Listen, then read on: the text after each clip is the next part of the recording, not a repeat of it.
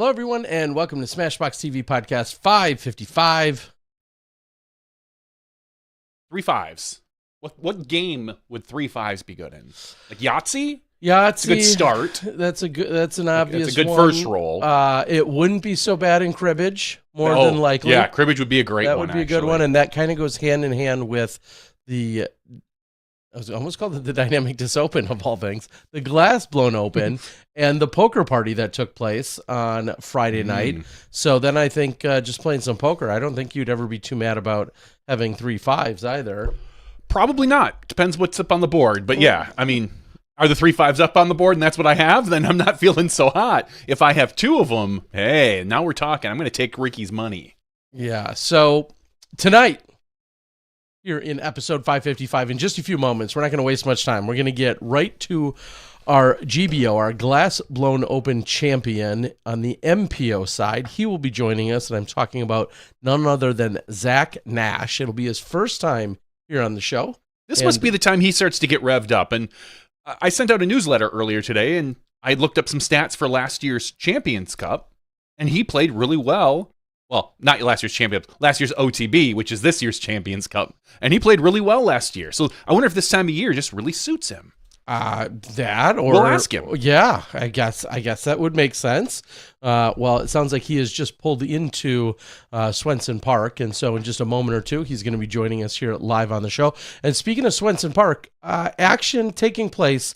One of the reasons I miss that I'm not on site for this PDGA Major is right now we're seeing a little fundraiser from our friends over at Uplay, and it goes by the name of Disc Golf Strokes, and that's because they're out there painting, and that is all taking place. There's a number of teams that are set up and are out there painting as we speak.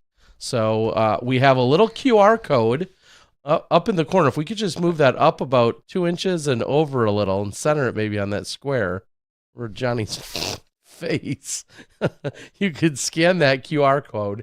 I'm just saying, like, you'd want to do it for charity. Yeah, really, huh? Yeah, we'll cover up that haircut of yours. When did you get that? Today. Got it today, actually. Getting all big time. Tried to get it yesterday. Unfortunately, they were booked. So today, today it was, Terry. Well, thank you to Gunner at DeCarlo Salon. Gunner's his. I'm not kidding. Gunner's his male name. All right. I found out his female name is Carmine. Okay. He's a drag queen. He does all sorts of shows around town. He seems very nice kid. All right. I say kid because he's like 22. I mean, that counts when you're old enough to be his. Yeah. Oh yeah. Did you ask if he should call you daddy? Redhead. No. It's probably more likely your kid. All right. There's some math that I don't know if that checks out, but anyway. I was gone that week. So that's what's happening. Little later, when things are, I don't know if they're going to ever fully be under control, but we're going to be able to check in with Zoe and the crew over there at the Uplay Disc Golf Strokes situation taking place over at Swenson. Zoe had reached out to me, I want to say a good month ago, and said that she knew this was going to be going on tonight as they're in prep for not only the President's Cup that's going to take place tomorrow, but then, of course, the 4 days of the Champions Cup. So awesome to see that fundraiser. Looks like a really good time. If I can, I'm going to try and even bring up the link. I'll put the link in the description. But I see the likes of... Yeah, you can go to uplaydiscgolf.org, and there'll be a big link to it right away if you're listening to this. Or go to just Disc Golf Strokes. And that will also then forward you right over. But it's the only time that you want Disc Golf Strokes. I would say so. Raven Klein and friends are doing one.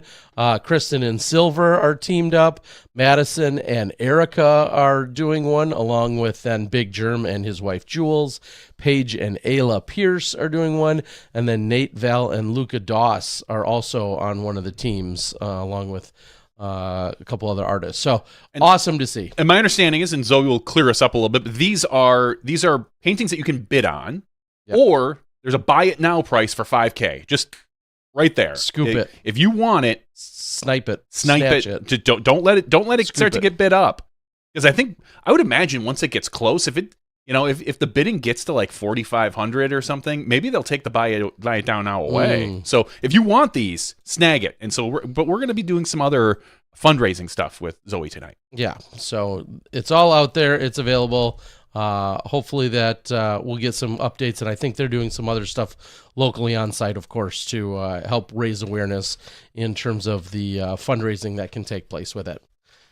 And speaking of fundraisers, I think easier than learning some skills to paint a picture and put it on a canvas and then sell it and bid it up, just go shoot way under par and come plowing through from the third card.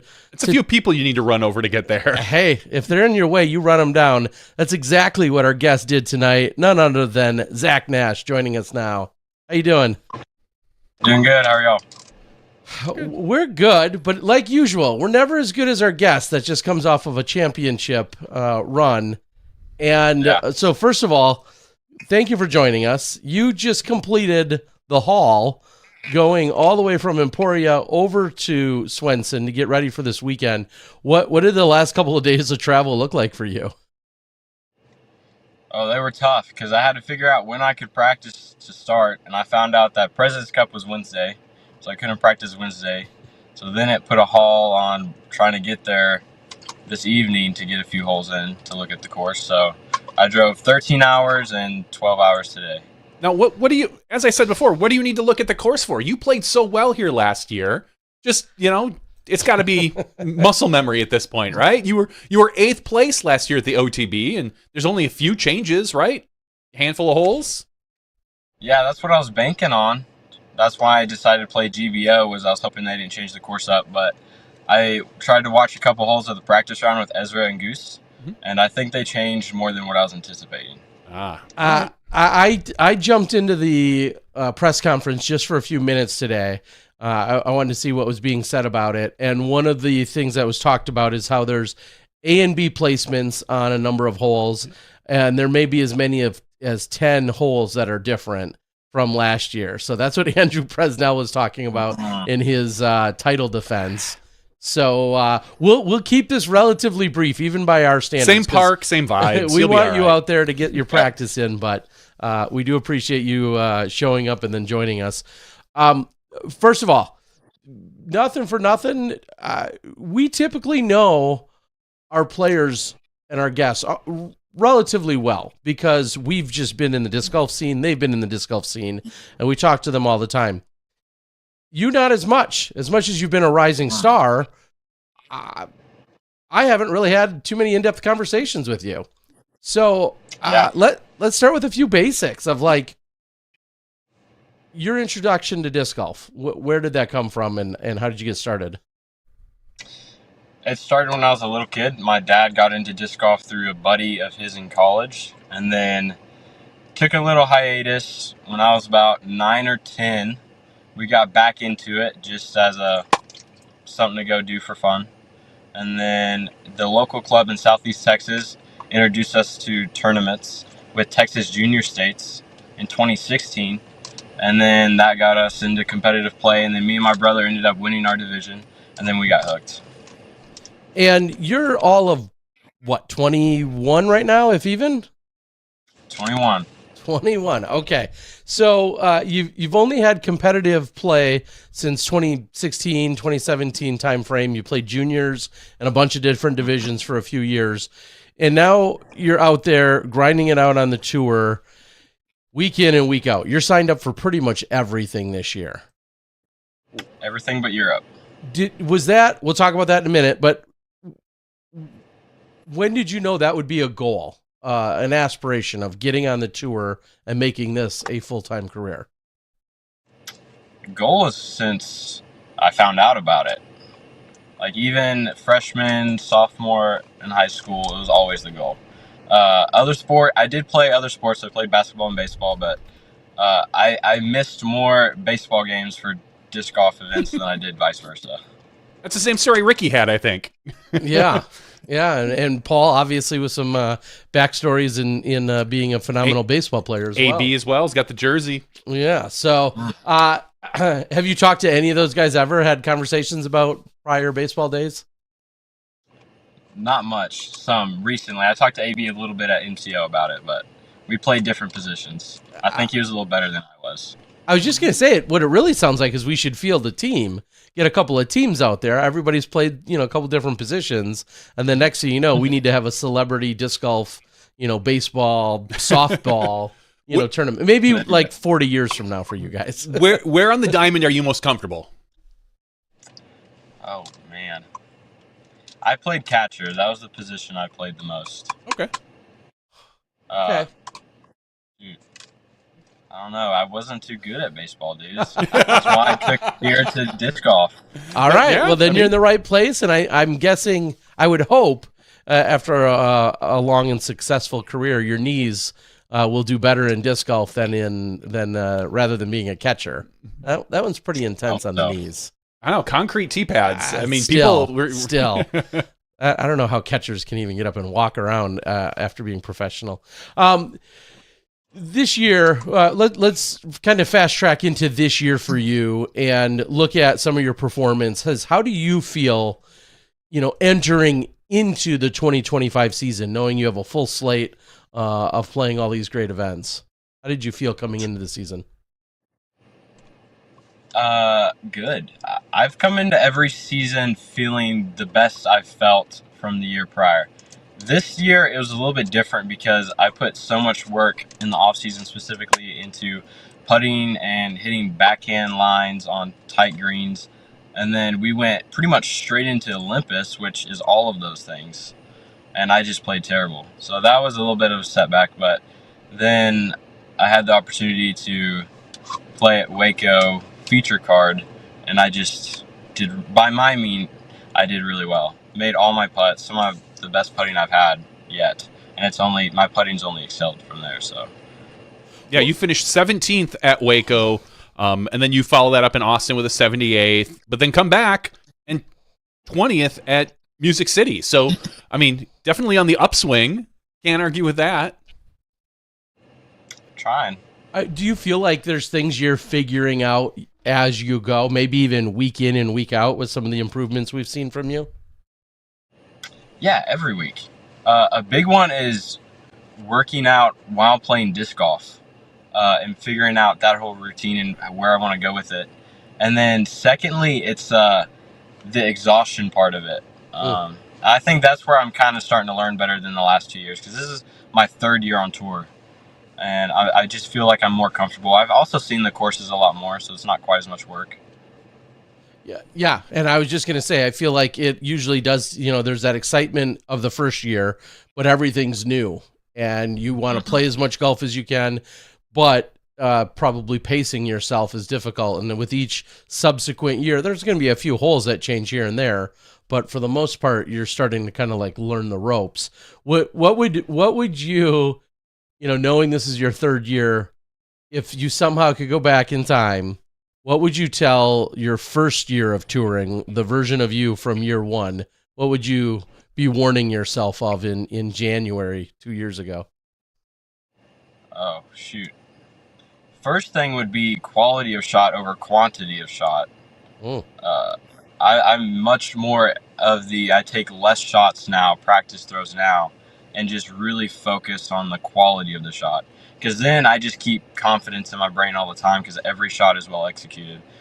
Where before I was more of as many as I can, and I think that hurt me in the long run.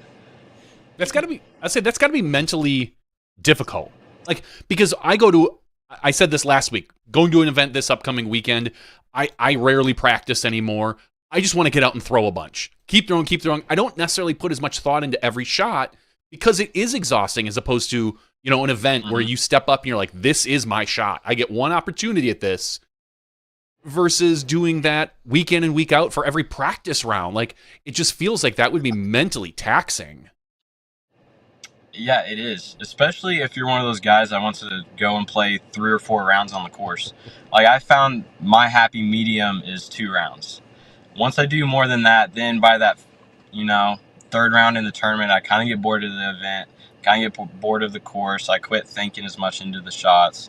And so now I've realized that if I can do 2 rounds enough where I'm comfortable going into the first round of the tournament, even by the third round of the event, I'm still thinking through every shot. I'm not in a routine of it's just throw this shot and I can get up and down. Well, let's backtrack just a little bit to this weekend in that you were one of the guys, obviously, that opted to play an event rather than, we'll say, take the weekend off or have other obligations. I know, for instance, like a lot of Team Discmania, had some media stuff they were doing in Colorado, and people were spread out doing a ton of different types of things. What went into the decision for you to play in GBO this weekend? I have a lot of history in Emporia. The first big disc golf event I ever played was Junior Worlds in 2019. Okay. And so I went back in 2021 because it was canceled in 2020.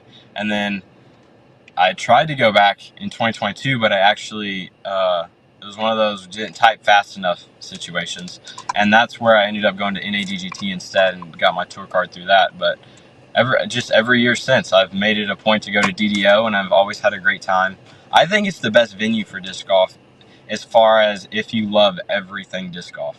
Not a whole lot of extra stuff, but it's by far my favorite place. And so after KC, I was really debating, because I didn't play well, if I wanted to take a week off or not. And I just decided it was better to go enjoy the time I had in this place I love, and it ended up working out.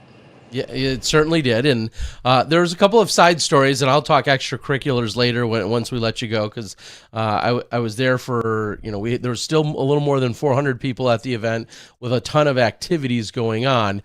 But one of the side stories goes back to last week here on the show. We were talking about Joe Revere being the highest rated player in Emporia for the weekend. And he was at that time signed up for MPO. Uh-huh. And then ultimately wasn't feeling well. I talked to him after round one, and he had said, he kind of made a last-second decision to move down to MP40. Did that faze you at all? Is there any one person you looked at on the reg form and were like, ah? Well, I think you have to look at Joe Revere. I personally, that's a good point that I forgot to bring up. He was a large reason as to why I signed up for that event, because I have heard a lot about him. And I really wanted to play against him. A lot of my buddies I've played against him and just have really good things to say. And so I was looking forward to it because he was, if not the highest, one of the highest rated in the division. So you can't skip over that by any means.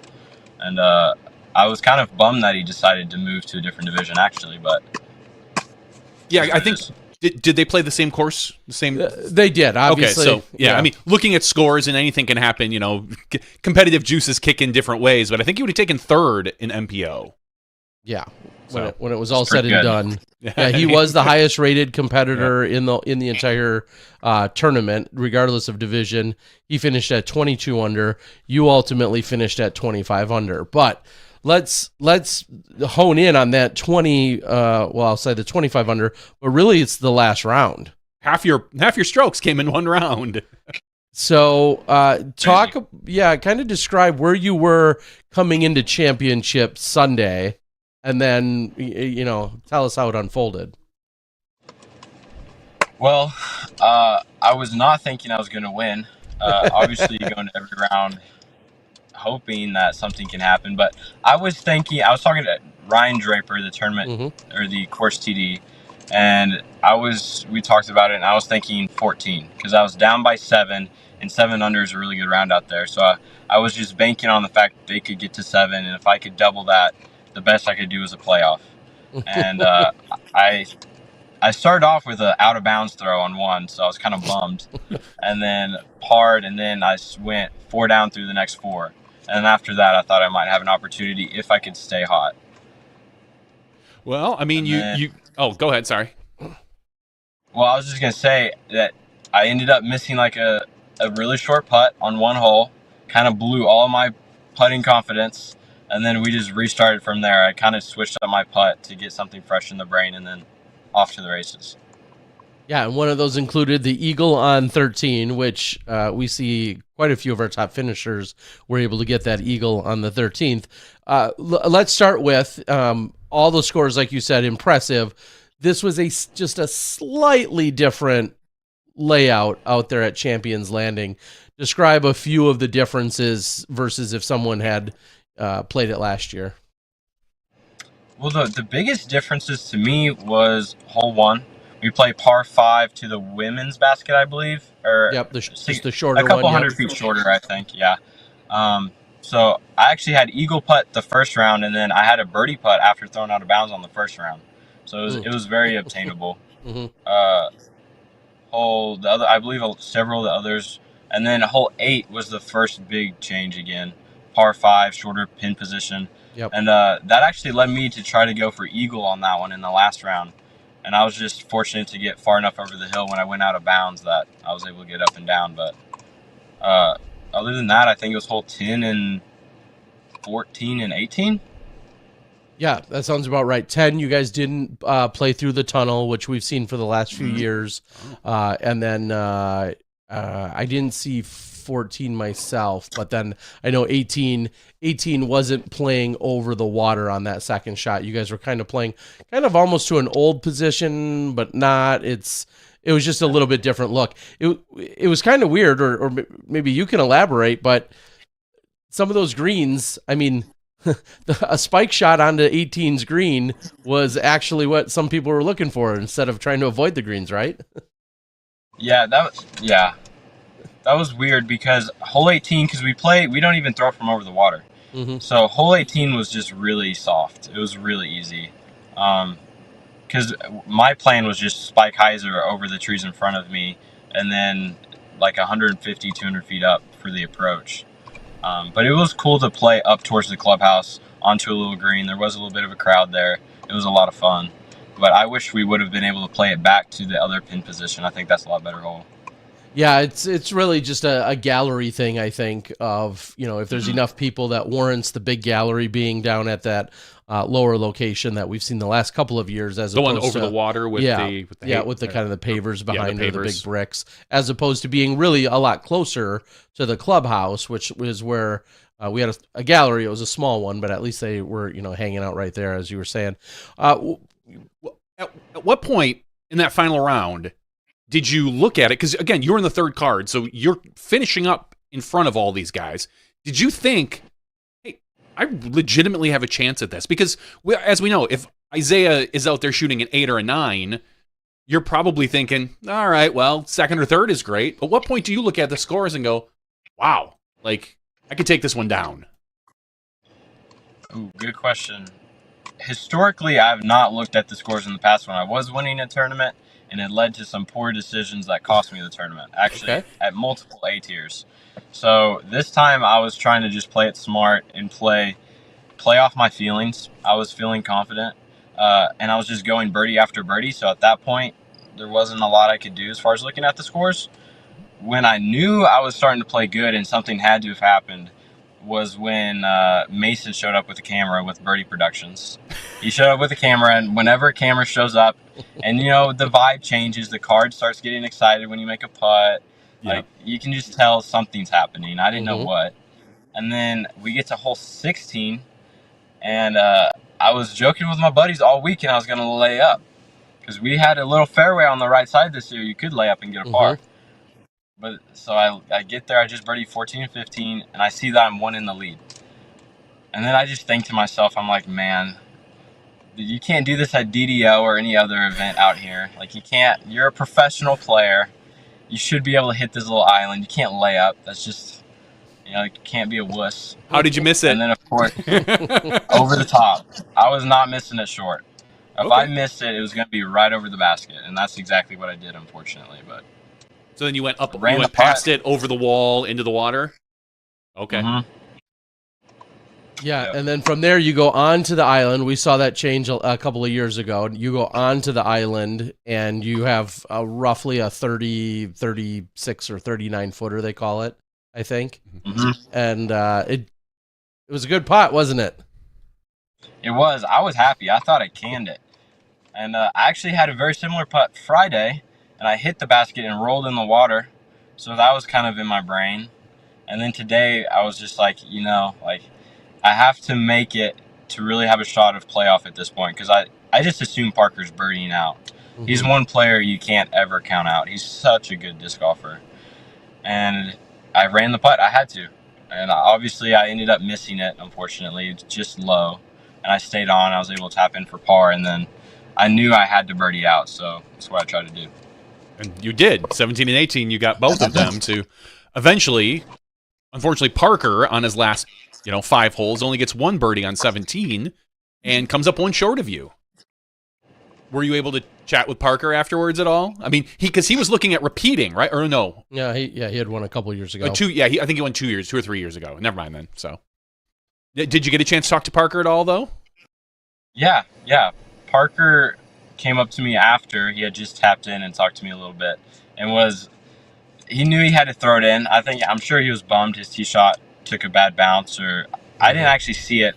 I assume it took a bad skip or a bad bounce, and then. I thought he made it, if we're being honest. His upshot he was running it, and he got really close. He made me nervous. He made me very nervous. Yeah, which was crazy to see because he was on chase card. And at that point, we're still watching the scores. And after we saw GT Hancock, and Jared was already kind of having a little bit of a slow round at, no matter what he was going to do, there just wasn't enough birdies for him to get at that point. So we're watching this and we're really seeing that the battle is you and then Parker on chase. And it just was it was a really crazy scenario to watch it unfold the way it did. Yeah, a lot of shifting in that top 10 even. Yeah. Joel Freeman jumping up 14 spots after we're shooting in 11, one under what you shot to get up into tied for 4th. Just what a crazy final round. It was a weird experience being on 3rd card and having to wait for the next 2 cards to finish to see where you stand.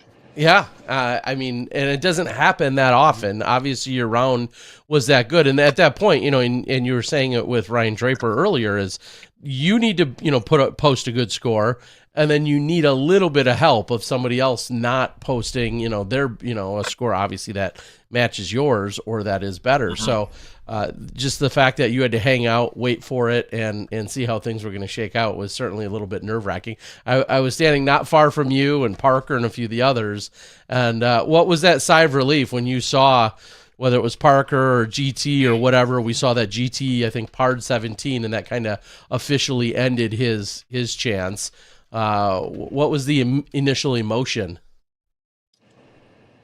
Oh, my goodness. Excitement. Probably excitement relief would be the biggest one, because I was prepared for playoffs. So my heart from hole 16 to hole 18 was just pounding. It's just an extraordinary feeling. But once it's over and I don't have to be in that state of adrenaline anymore, it's kind of nice as well. So, and it's also the first A tier I've won since 2022. And I've been close and I've let it slip through my fingers numerous times. So definitely a sigh of relief. And let's be honest, it's your first pro A-tier win.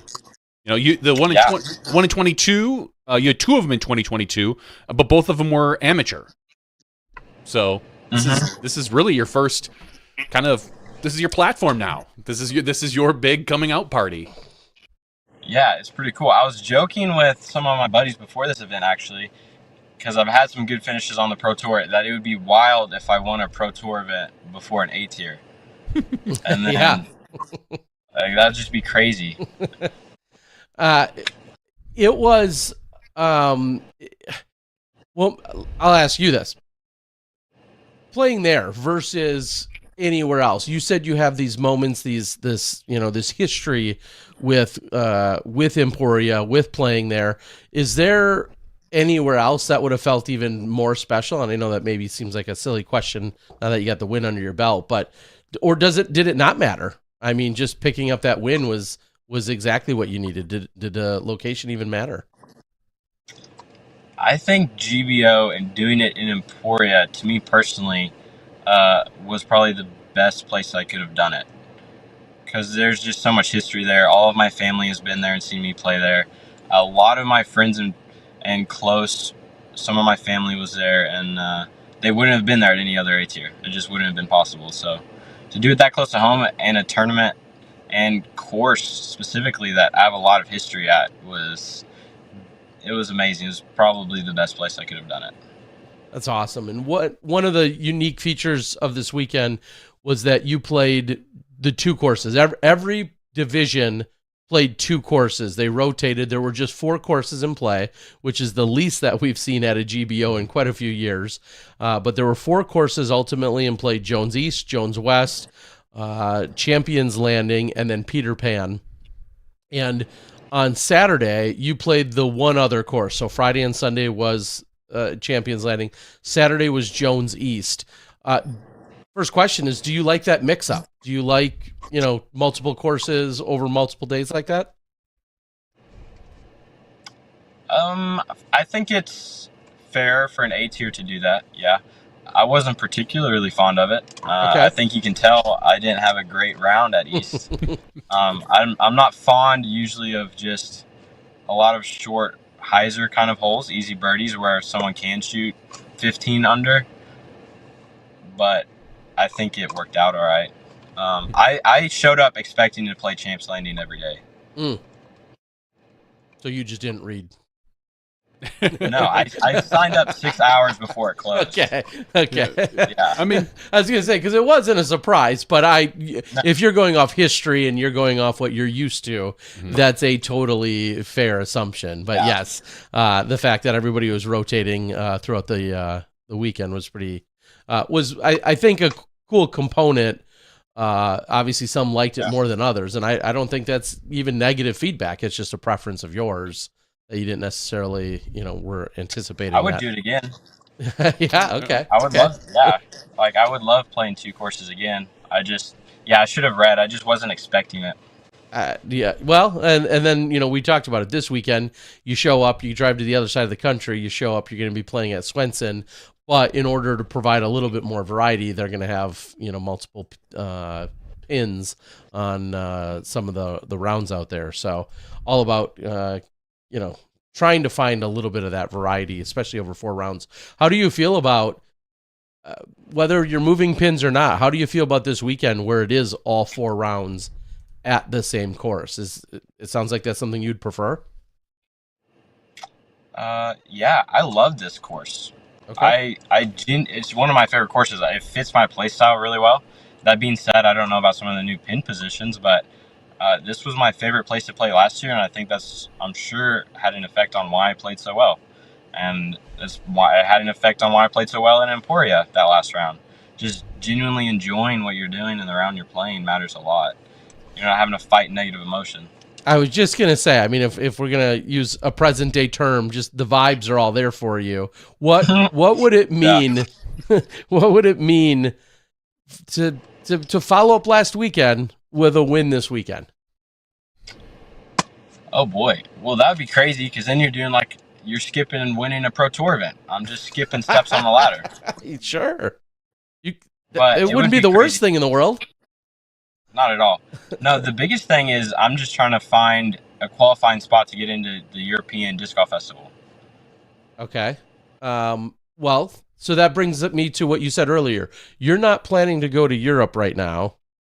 Seemingly, that's a fluid scenario. So that means you're not planning to do Worlds or the festival.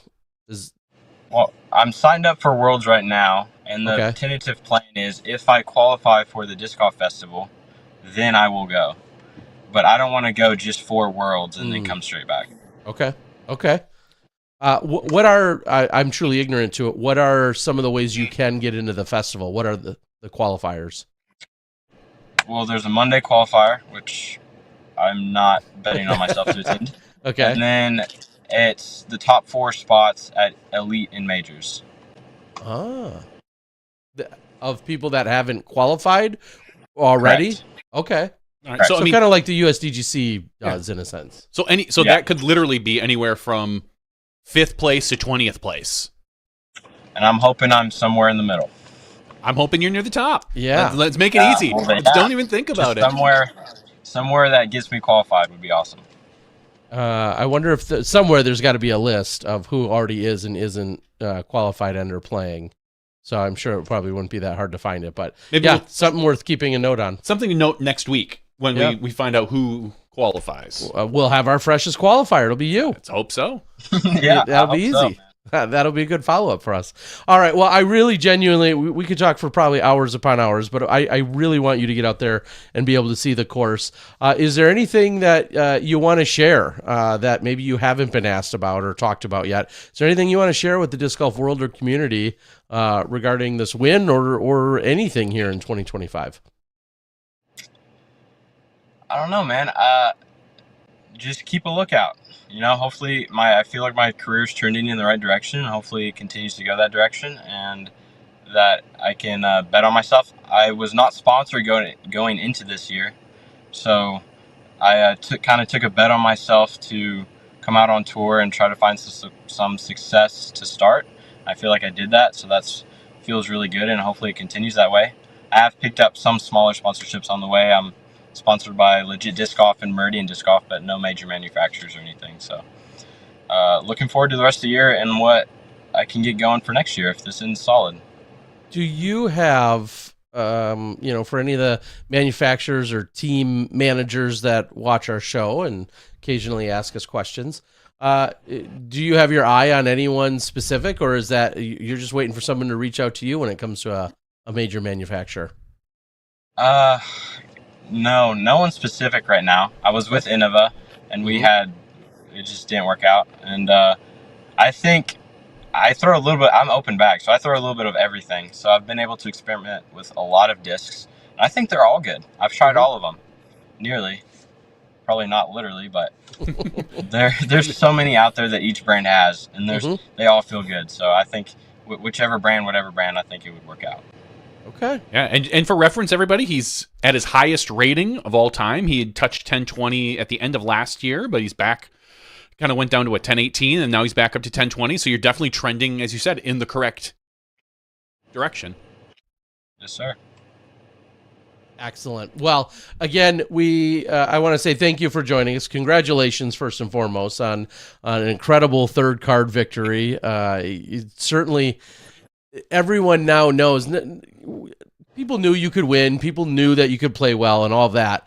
But then to just have that extra nudge of saying like, oh yeah, he came from a third card once, I think is just like just that extra little oomph that some people will always have to remember, because to be able to go out and get that done, no matter how many strokes you are or aren't behind, the fact that you could muster up and then pull out a third card victory, I think is pretty incredible. So congrats again, and go out and kill it this weekend.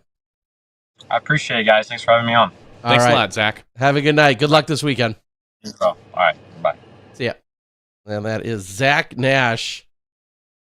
Upcoming star. One of those rising stars that we... Yeah, and he gets talked about quite a bit in that people know his name and have watched him throughout the years. But like we said, not getting all the way into the winner's circle and not necessarily being a contender week in and week out. Yeah, as we saw, he's like on the radar. Yep. But now to see him have this breakthrough is pretty cool. Yeah, he hits those top 20s every couple events, and you hear about him, whether maybe he's making a chase card and falling back a little bit, or he's getting up to there at the end. Either way, as we know, a name we're gonna have to look out for. And along with Zach, speaking of some of the players who played well at OTB last year, there was Randon Latta. Mm-hmm. He'd performed well as Sullivan Tipton. So Randon, I don't know if you'd call him a young upcoming star. He's been around for a while, but Sullivan Tipton, he certainly qualifies into that young category. Yeah, Randon, I would say as well. However, Randon making a decision a few months ago that he was not going to be out on the tour this year, and I know him and I talked about that back in, I guess it was December, when a lot of the conversations, as we just heard from Zach, a lot of conversations with regard to sponsorship, and we saw things really tighten up throughout the sponsorship negotiations. And with that, Randon decided that he was no longer going to concern himself with week in and week out tournament play. And he's not even playing this weekend, actually, now that I look at it. I don't know if he's played hardly anything this year. Yeah, I didn't know if, because it's a major and he played well here last year, if he was going to kind of move in for just, try to get in single event. So. Yeah. Not the case. So, congrats to Zach, and if you want, we can rattle off our top couple of finishers here. Then I can get into some other things from the weekend. Sure, we'll talk about some MPO and FPO results. Over in MPO, as we know, our guest tonight, Zack Nash, wins, shooting 12 under, a 1070 rated final round to shoot himself up 8 positions from third card onto the winner's platform, circle, sure, onto. Whatever they had there. I didn't see. It was they dropped him from the helipad. The winner's helipad. Yes. Second place. They have in Emporia. Parker Welk, former winner of the similar event when it was called the DDO, the DDO, when it was a DGPT event. So he loses to Zach by a single stroke. He as well shot an 8 under and came up from the chase card. Third place, local to Emporia, Isaiah Esquivel. Isaiah is pretty young, 17, 18 now. He'll always be 19 or 20. He'll always be 14 in my brain, so it's hard at this age. But Isaiah is a local Emporia kid. He's got a ton of skill, ton of talent. He's rated currently only 981. So he was in the lead going into the final round. Shoots a 3 under. Unfortunately, that's only a 10-11. And it dropped him, 2 spots, or 1 spot technically, I guess, right? Because he was not in the lead going into the final. That's math. That's beyond. That's too much math for me. I thought he might have been in the lead. Anyway, fourth place, Joel Freeman, as we talked about, shooting an 11 under par, a 1064 rated round, get him up to 4th, tied with GT Hancock, Jared Christ, and in 7th place you got Ian Burchett and Jaden Rye. In 9th place, Logan Harpool. And in tie for 10th, Ethan Bishop and Andrew Presnell. It was Jaden Rye who was in the lead going into the final round, right. And struggled a little bit, but he was in the lead coming into that final round. Yeah, that's a rough back 9 if you're Jaden. Yeah. Let's go over to FPO. Winning this was Alexis Kerman, shooting 4 under par overall for the round, shooting 4 under par for her final round. So getting all those strokes in that final round, besting the legend Juliana Korver. Juliana shoots a 3 under par, 937 rated final round, which was 2 under. So she got 2 of her strokes. In 3rd place, Kim Gianola. In 4th place, Ann Deputy. And in 5th place, Denise Cameron. So that is your top 5 for the FPO field. And just because we mentioned it, we're going to talk a little. And our guest last week was cheering, jumping jacks, was almost doing backflips that Joe Revere was not in his division, even though he was eligible to be. Even though he was eligible to be. And you know whose name I haven't talked about yet? Joe Revere, because Joe Revere, as we said earlier, decided to go into MP40, and you said because he just wasn't feeling well or something? Yeah, I talked to him. I was really confused because it was as late as, I want to say Thursday, that all of a sudden I saw Joe's name no longer in MPO, and I saw him in MP40. I was like, well, there's way more people in MPO. He's still the highest rated person that's, putting his head on his pillow in Emporia tonight, regardless of division. That was really strange to me. And then he came out, had the hot round, opening round, which I believe was a 7 under at the time, had the hot round. And then shortly after he completed his round, I ran into him. And he looked like shit. Well, okay, nice. He'll tell you. He did. And I'm like, hey, what's going on? And he's like, yeah, I think I've had maybe COVID or something. I have had a fever and have not felt well for the last few days. He goes, I went to bed at, did he say like 6:30 the night before and then slept like a full 12 hours and then some? Wow. Or maybe 3 o'clock the day before, whatever. It was, he went to bed for a really long time. Still didn't feel well even when he woke up to go play the next morning, and which was Friday morning, and then went out and shot the hot round. So, I mean, to be fair, 1024 under his rating. That's almost what a slacker. That's 13 points under his rating. Clearly, he wasn't somewhere. You got to factor in a fever, and if your temperature is above your 98.6 or whatever, maybe somehow there's a derivative. Is this like the Jordan flu game? Exactly. Is that what this is? And he just flat out said, "I am not feeling well. I'm nowhere near 100%." And so with that, he wanted to take a little off, and you can only criticize the guy so much. He's playing in the division he's rightfully allowed to play in MP40. And so that's where he played. He had the lead, and then he extended the lead during round number 2. And then he extended the lead in round number 3. So, but anyway, the fever did break on Friday, sometime between Friday and Saturday. So then he was feeling a little bit better. So that's exactly what they need is the division was like, oh, good, I hope you feel better. I'm glad you're feeling great now, Joe. So then he came out, played some pretty good golf on Saturday and Sunday, and then ultimately easily crowned your champion. And, of course, we had that conversation about, he finished 22 under. The winner, Zachary, finished 25 under, and the first thing he said, he's like, you can't compare those numbers at all. He goes, different situations, different pressures, different everything. But he was still in that general, category. You would have to assume, knowing Joe, even with a fever, competition takes hold. We've had him on. He's going to be finishing up there, whether it's a win or 5th place.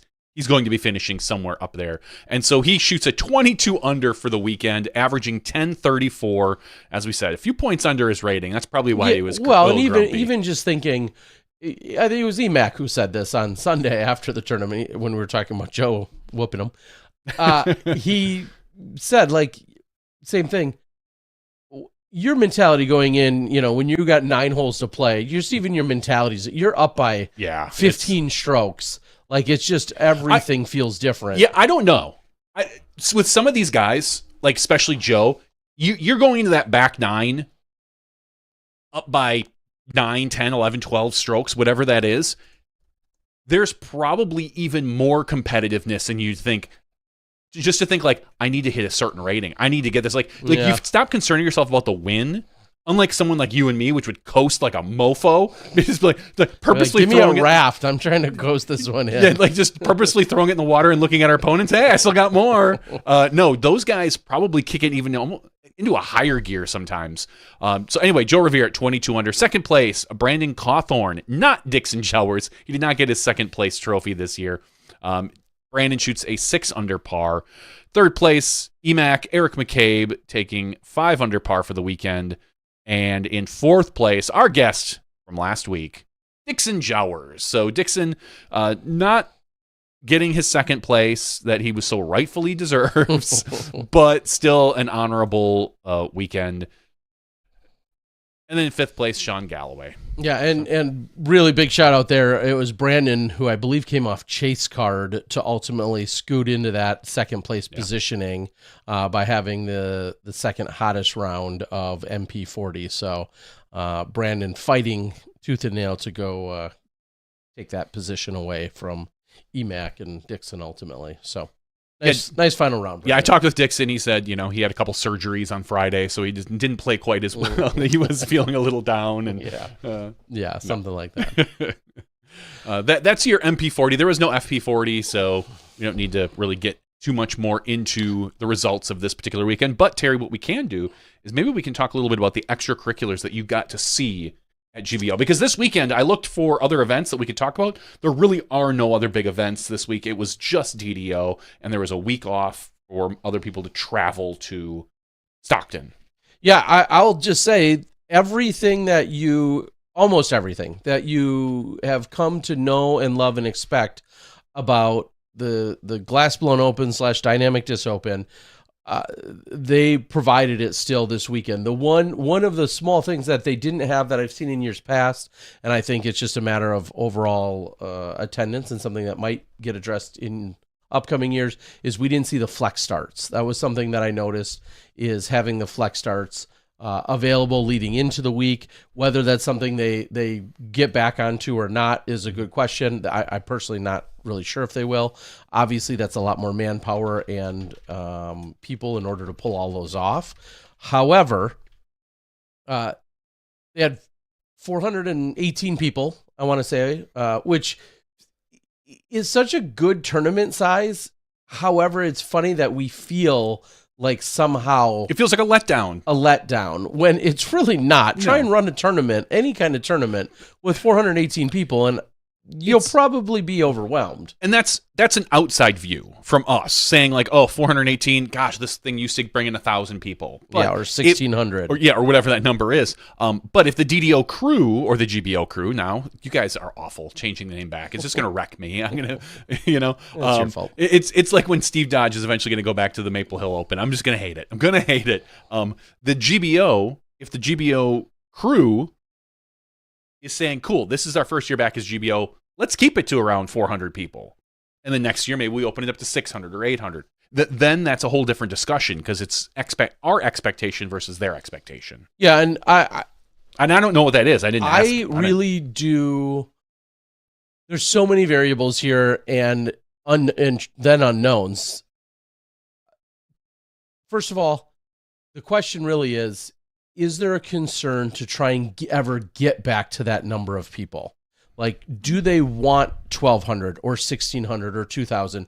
Doug Bjerkes was recently on Staggered Stance last night, and one of the things he had even said about it is when you get to that many people, you're definitely going to be worried about some of the quality and location of the courses. Mm-hmm. Sometimes you may play on courses that aren't great or ideal to have that many people coming through them and or worrying about weather conditions. I think of going out to Olpe Park and some of these places where sometimes rain, which obviously can happen. Peter Pan, where they can be susceptible to flooding. But it's a course you might need to play or have some version of play on it. Mm-hmm. Will there be that many people? Is there a push to that? I think that's going to be a little game of checkers that will have to take place probably year after year with the crew at Dynamic and the Glass Blown Open, mm-hmm. as well as the Disc Golf Pro Tour. And what I mean by that is the tour concerned about being there or not?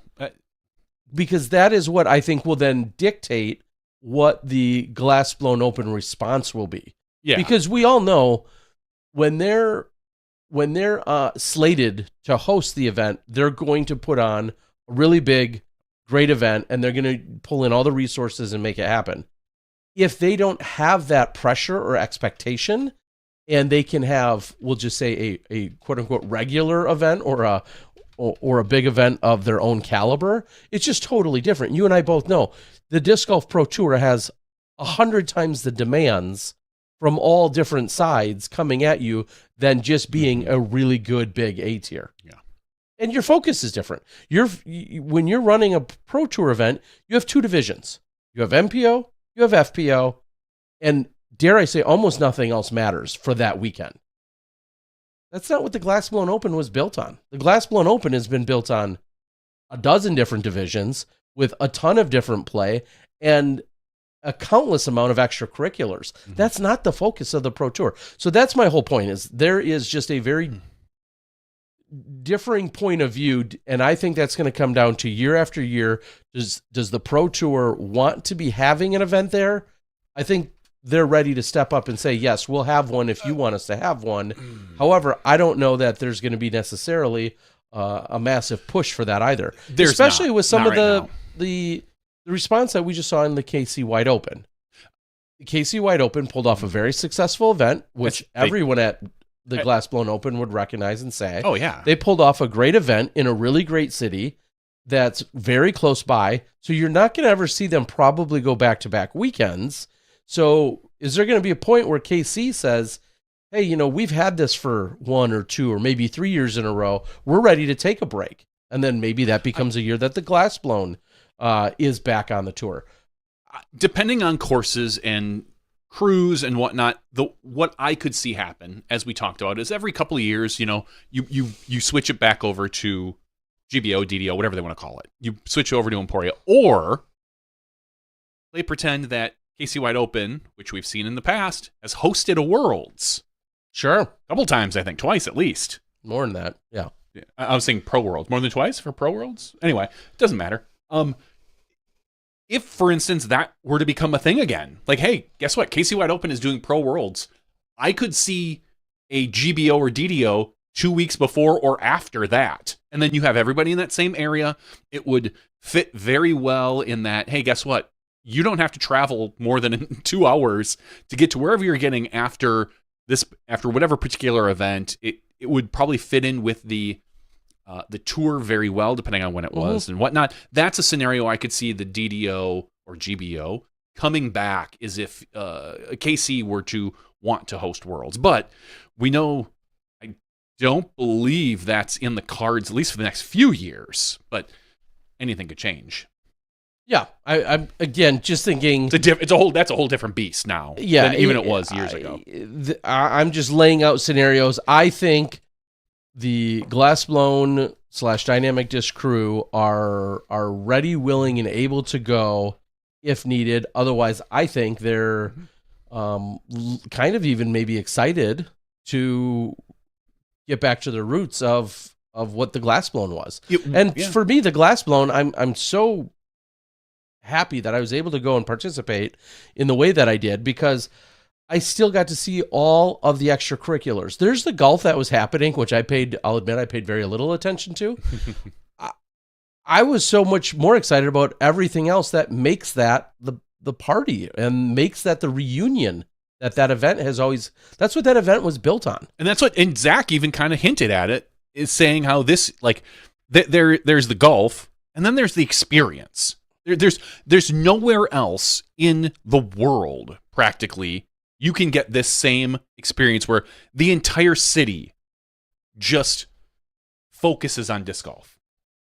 And it is a unique experience when you're driving down the street and multiple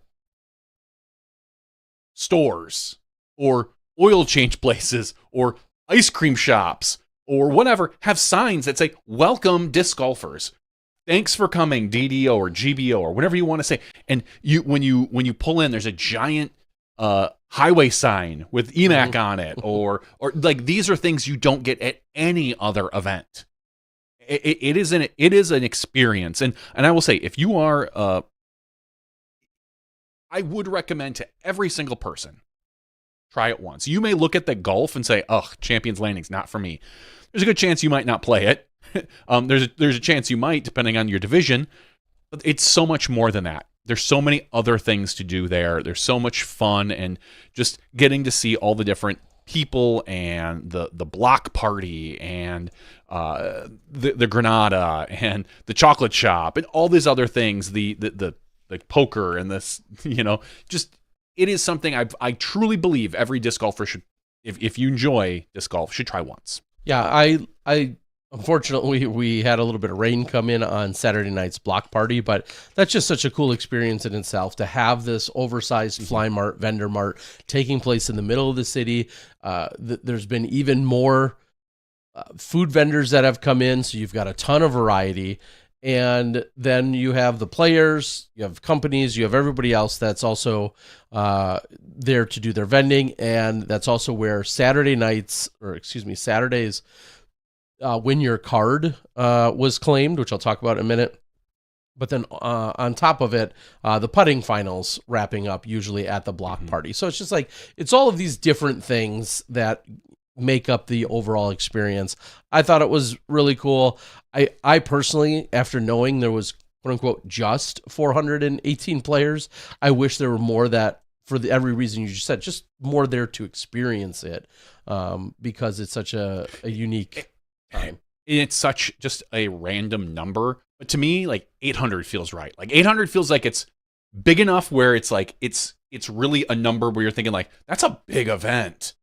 400 is a big event, but in comparison, like, if you told 800 is like twice as much. 800 is at least twice as much as 400. But that's that number I feel like you're really starting to crest, where it's like, that's an undertaking. And yeah, and again, that's completely subjective on my part. Yeah, I get it. Says a guy who's never run a no.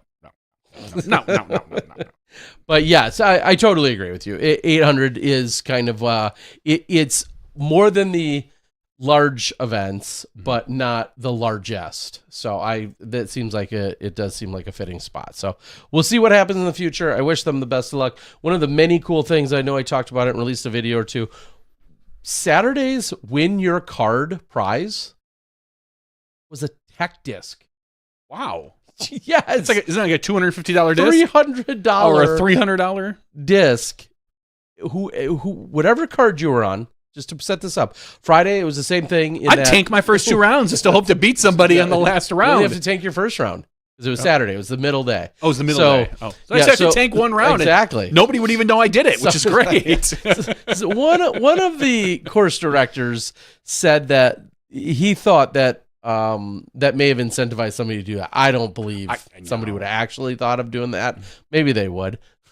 So Friday, if you won your card, all 3 or 4 of you play, whoever has the best score goes up to the tournament central that's at the course and say, hey, I won my card. They get a nice disc. It says, I won my card. You're handed that for free. Here you go. This is something they've been doing for years of some level. Saturday, when you're done with your round, you went up to the tournament central at the course you were at. There were 4 courses. And you say, hey, I won my card. They gave you a little pink slip. You're fired. And said, redeem for a tech disc, essentially, at the block party tonight. So people showed up. There was a gentleman there screaming for every single person that walked up and handed over the pink slip. He said, hey, so-and-so won their card. He was yelling it at the loudest possible volume and ran out of voice by the end of the night. But people walked away. All these people walked away with a $300 tech disc as a win your card bonus. With 400 people, that's 100 cards. Minimum. Yeah, I'm just guessing around. Because there was a lot of... probably maybe threesomes. And there's a lot of threesomes out there. So 120 cards. That's 120 tech discs at $300 a piece. That's a lot. I'm not doing math on the air, Terry, but There's that's a lot of money. 36 and then add some zeros. I don't know. That's too much math. So very, very impressive. I there were so many people, including Juliana Corver, who I ran into, and she's like, I got the slip, and I'm like, oh, this is probably for like a 20% off coupon on one or some kind of coupon to get one. And a lot of people initially thought that, apparently, which is understandable. I was telling people and taking those. Like, oh, you have a 20% off coupon? How about I just pay you $20? That'll be more useful to you. I didn't even think of that. Damn it. See, Terry, that's why you need me around. Yes, when I need the real scamming. So, very cool. I wanted to shout it out explicitly that's what they were doing on Saturday. I think Sunday you might have got a mini. It was a little or something, a little less exciting. I mean, you can only go so big, you know. And to be fair, Sunday I think people are ready to go. Blah blah blah. It makes sense that you don't want to hold people there for a tech disc if they're finishing their round at 10:30 or 11 in the morning, and they're just like, cool, I want to leave now. I don't want to hang around and go somewhere. It was awesome. So whatever you did, Jackie, to arrange that, I do not believe that they were not fully sponsored. I think they were possibly discounted something to Jackie and to the Dynamic Disc and the GBO event. They were probably discounted. So there was a sponsorship in there somewhere. I don't care what it was. 2 people came together with some insane agreement that then allowed for more than 100 people to be awarded free tech discs. So shout out to Jackie and Tech Disc, Exactly. regardless of how you do it. Or it was the DDO crew. It was GBO crew. Absolutely incredible. So I wanted to get that in there and say, congrats to all those people. Again, the shock that people had, understandably. Like, when's the last time you won? I was going to say a CTP prize, but it's not that. When's the last time you won a round and like, oh, here's just $300 free item? Never. Yeah. Well, you don't even win tournaments. No, for that much. if I win the event this weekend, it won't be worth $300. Yeah, you probably haven't gotten a $300 check. Have you? I don't think so. I don't Yeah. know. So Yeah. My point is, it doesn't matter. My point is, it was awesome. So congrats to all of those people. I got to catch up with some amazing people. Ryan Draper, I know, was out on the board, so I'm not just saying this, Ryan. You're all right. You're legit, as they say. Owner of Legit Disc Golf, Ryan Draper, was there, along with Dave Muntean, who I've also worked with as a tournament director, who's had me come cover some of his events. Those guys, along with teams at each of the courses. Big shout out to everybody involved. And then I'll quickly give an update that Champions Landing is, I think, going to continue to be constantly evolving. And what I'll say by that is they now have a pro shop. So the main place to buy discs at that, I think it was 912 Commercial Street, that is no longer a dynamic disc storefront in there. And the main storefront for disc golf right now is at Champions Landing. So if you're looking to purchase discs or you're in that area and they don't have just House of Discs or dynamic products, so to speak, they have a mixture of products in there. So there is a pro shop there. And then Champions Landing has now a 9-hole course with all holes being 250 and under for 9 holes. Then they're going to create, I believe, an intermediate level course and then an advanced level course, and then still have a championship layout as well. Wow. So there's a lot of options because they're no longer servicing ball golf at all at Champions Landing. So that's why we were talking with Zach about save them a ton of money on like maintenance and upkeep, but yeah. just also gives you endless possibilities for all that property. Correct. Think about all of those greens and fairways they were actively trying to avoid. It's kind of weird to see some of those start to grow in because they're simply not cutting them the way that they used to be. But that's what Zach and I were talking about. The final hole of the tournament ended on what was an old green. And now we're seeing these, sharp edge discs come spiking in. Everyone's like, okay, no big deal. Nobody's getting freaking queasy. out. Nobody's getting kicked in the teeth over it like they maybe would have in the past. So it was a very different feel to it, but it was very cool that it's happening. And then one of the last things I'll say, big thanks to Jeremy and Champions Landing, and obviously still big, huge portion of that event is I had the pleasure of watching live one Zach Deputy, who some of you may or may not know.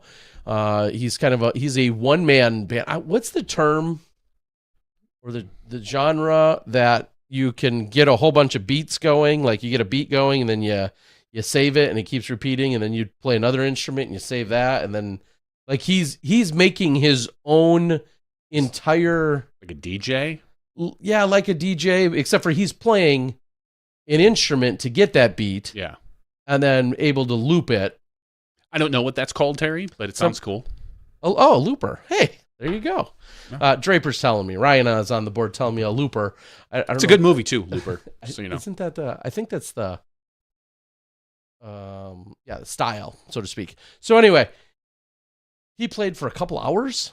On Friday night, his daughter, who you called out earlier, his daughter's played in the tournament. He has a daughter named Anne who declined cash again because she's going to be playing, I think, in the junior worlds. She's just 16, and Anne throws like 425, maybe 450. Yeah. Was she like a distance champion for a while in her age? That I don't know for sure. But if she was, it wouldn't surprise me. Okay. I don't think she was, but Anne was out there. She ultimately finished in 4th, just ahead of Denise. She finished in 4th. She has declined the cash, and she's going to be playing one final year in junior/am world. But anyway, so having Zach there play on Friday night after his daughter played her opening round during the day on Friday, then he drove 7 hours into Missouri to headline a show on Saturday night, then drove back on Sunday and was there to watch his daughter play the final round. And then I was able to get in a little golf with him and Jeremy Rusko and a number of others. It was just an incredible time. So big shout out. Zach Deputy, Google his music, go find him on all the apps and whatnot. I first met him, and I don't think you were there that year. I first met him and listened to him play and watched him play at a USDGC. And it was a full 10 years ago. Yeah, it's not. It must not have been a year you were there. So went out and bought two of his CDs at the time. Immediately bought 2 of his CDs. And then every time I see him post. That's how long ago this was, people. Terry went out and bought CDs. Compact discs, they were, everyone. But then, every time I see him post about where he's going to be playing, I'd always see, within an hour or two of that when I'm out on the road, and it's never worked out. So the fact that he just showed up at Champions Landing and played a whole set for free was very cool. So I think he'll be back for the Junior Worlds that will take place in Emporia this year as well. So if that's something that interests you, that will be part of Junior Worlds. Yanni on the boards says he's a looper. Keller Williams 2.0. Again, I can't say I'm that familiar. All I know is I'm insanely impressed. Watching him get a beat, play some instrument that I don't even know what the name of it is, get a beat, do all that, and then start another instrument that's in sync with that to get that beat going, to save that. Then to come in with a third or a fourth or a little beatboxing to get all those saved in the correct style, in the correct setup, and then go on to play a song is... I'm thinking, I remember sitting in front of him for more than a couple hours, for at least a couple hours, and all I thought is, I still don't think I could play a recorder. And I'm watching him play no, you couldn't. Like 5 or 8 different instruments. It's insane. Maybe if I can get his permission, I might post a whole song of his that I had recorded with a video. So, all right, that is my GBO wrap up. Like you said, everyone needs to experience it. And I truly believe that. Like, I know we talk a lot about all these different events. I truly believe that until you go one time at least to a GBO, you don't understand. Yeah, it's a lot of fun. The way the city, the town, and now people literally are coming there and also doing campus visits because EMAC's recruiting players. For coming to college there. Wow, I never thought about that. Scholarship conversations. Yeah. It's awesome. Like EMAC like scouting the junior divisions. Yes. Like I got to wrap up this round because I got to head over here because I got to scout the junior under 16. I got to be on hole 9 in 20 minutes. I'm watching. Yeah. Yeah. Well, I truly never thought of that. Yes, that is happening there. And you know who else was doing it? Zach Melton. Oh, sure. Also as a coach. Over at Milligan. So it was really, really cool to see and really funny to see. So, all right. That's the GBO. Thank you to everyone that I interacted with. I obliged. I did the Bourbon Cowboy just for you guys a couple of the nights. Wow. It's so shocking. No, I mean, I had to be there for the social media content. You know, I had to, it was my job. Did you ride the bull? I did not. You are such... I may have been the oldest person in there at one time or another in the building. Most certainly. I shouldn't be riding the bull. Unless I'm confident that I could somehow like set a record while doing it. No. Otherwise, there's good records and there's bad records. Either way, you could set the record. I mean, you could get up and before they flip the switch, you could slide off and fall, and everyone's like, "Yay!" hey, old man. No, there was way to no bull riding by me. But speaking of riding a bull, happy birthday to Steve Dodge. It's one Steve Dodge birthday today. Want to get that in there. Okay. That's it. All right, we had other news. Big news. Huge. Yeah. Huge news that unfolded hours after I left your house last week. Yeah. I was still up. It was literally like 4 a.m, and I was up working on something, maybe an edit or something. I don't know what I was doing. It was 4 or 5 a.m, and next thing you know, I see the live link for what's happening in Estonia, and I'm watching Rafe and some others do this press conference, continuing to watch it. Of course, I don't understand most of it. It is mostly in Estonian. And then all of a sudden, a guy I know shows up, Doug Bjerkes. Was he speaking Estonian? He did not speak Estonian. Weak sauce, Doug. Yes, not Vega Hesti.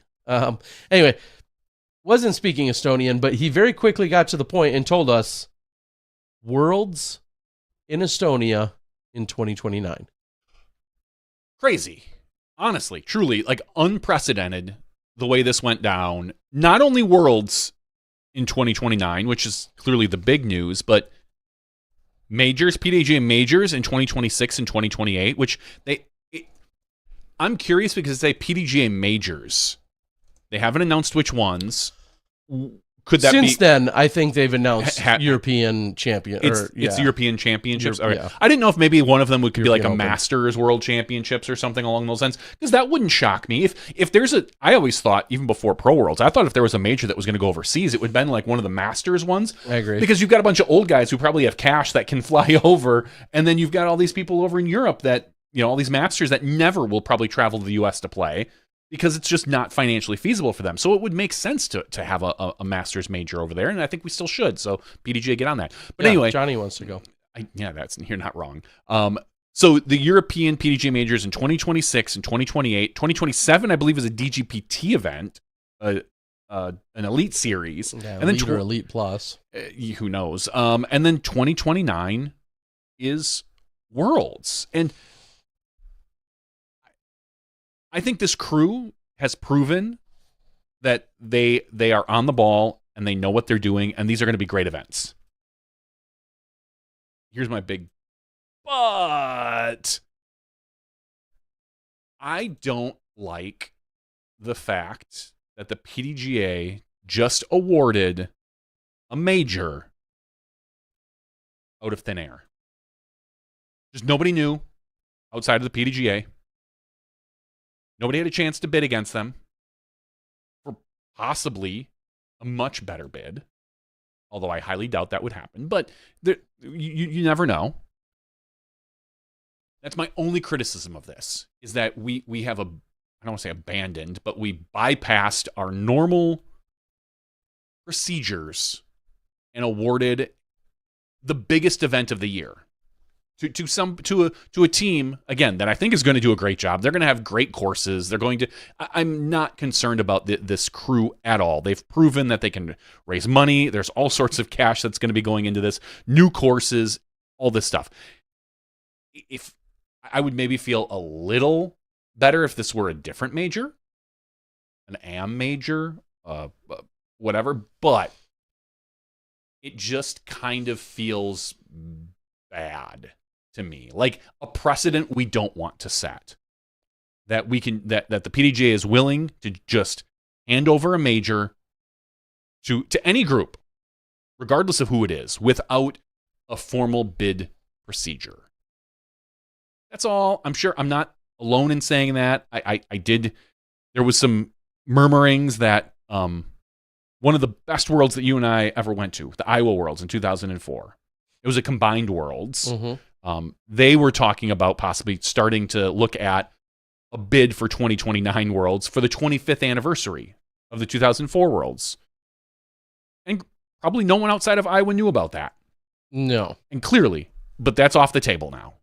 And ultimately, do I care? Not really, but it sucks for them. Like, it's kind of like, oh, we were kind of hoping to have a chance at that. And we know that Iowa could probably put on a phenomenal Worlds. Probably. There's also no guarantee that they would have won on this 25th anniversary bid either. Agreed, 100%. Nothing is given. It just doesn't feel right. There's something wrong about just bypassing the procedures we've done for decades for this instance. I definitely understand that, and I think that's it's a worthwhile mention.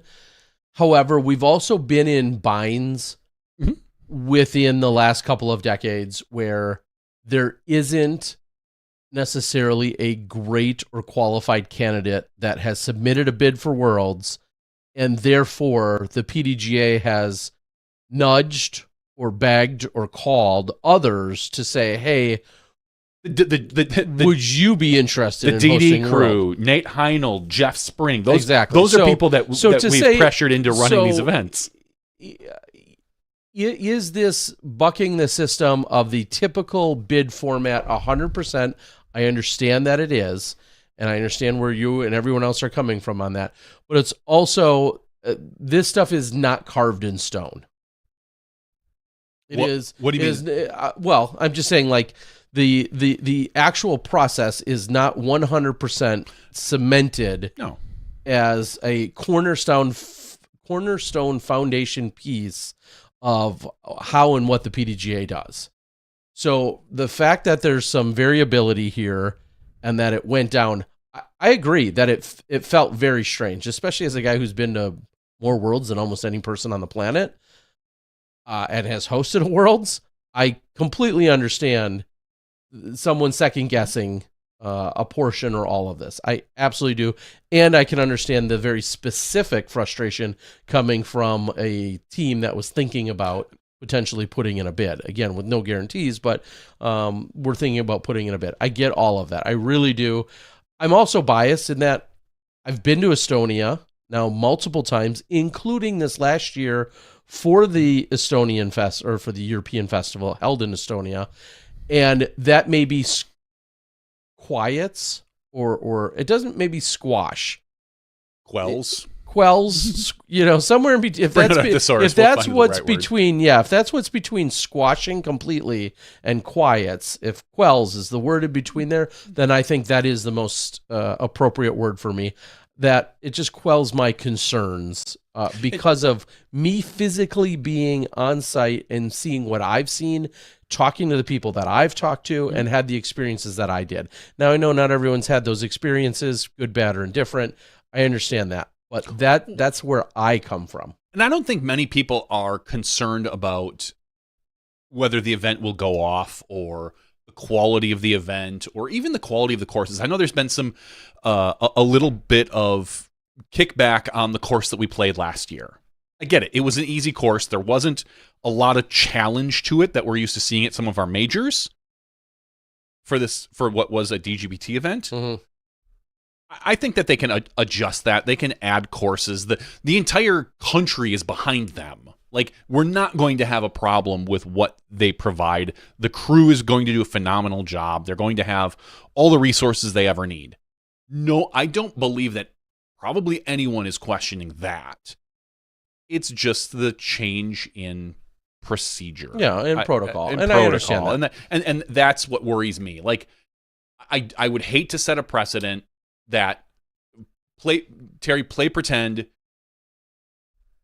I met some sponsor that said, hey, you're really into disc golf? We'd love to give you $2 million to run an event. That I could go to the PDGA and say, hey guys, I have $2 million to run this event. I have some courses here in Milwaukee that I think we could adjust to make happen. And that the PDGA in theory could look at that and go like, $2 million, that's a lot of cash. Like, okay, we'll let you have it for 2030. Like, that's what I don't want to see happen.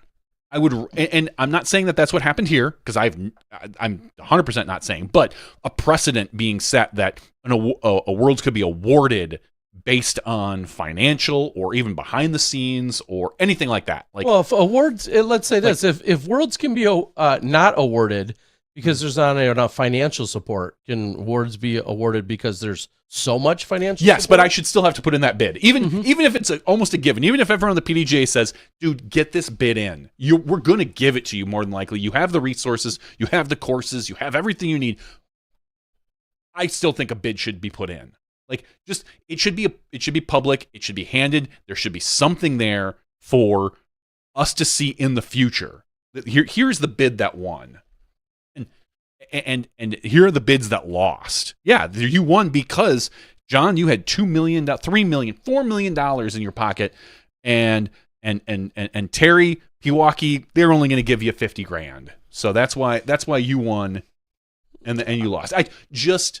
Policy and procedure. I'm kind of a stickler for it at times, and rules at times. Exactly. There's always flexibility a little bit, but. That's my only qualm about this. Again, it's going to be a great Worlds. The crew's awesome. I don't want to throw any shade on them for that.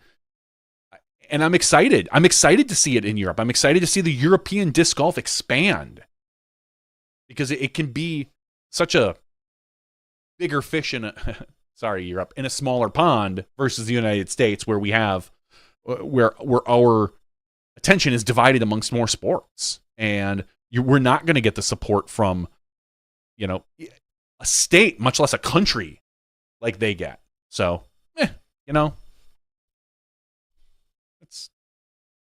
That's it. That's all. That's all I have to say. I'm We really happy will- for yeah, him. I truly am. I truly am very happy for him. Yeah, we will see how things continue to develop and unfold.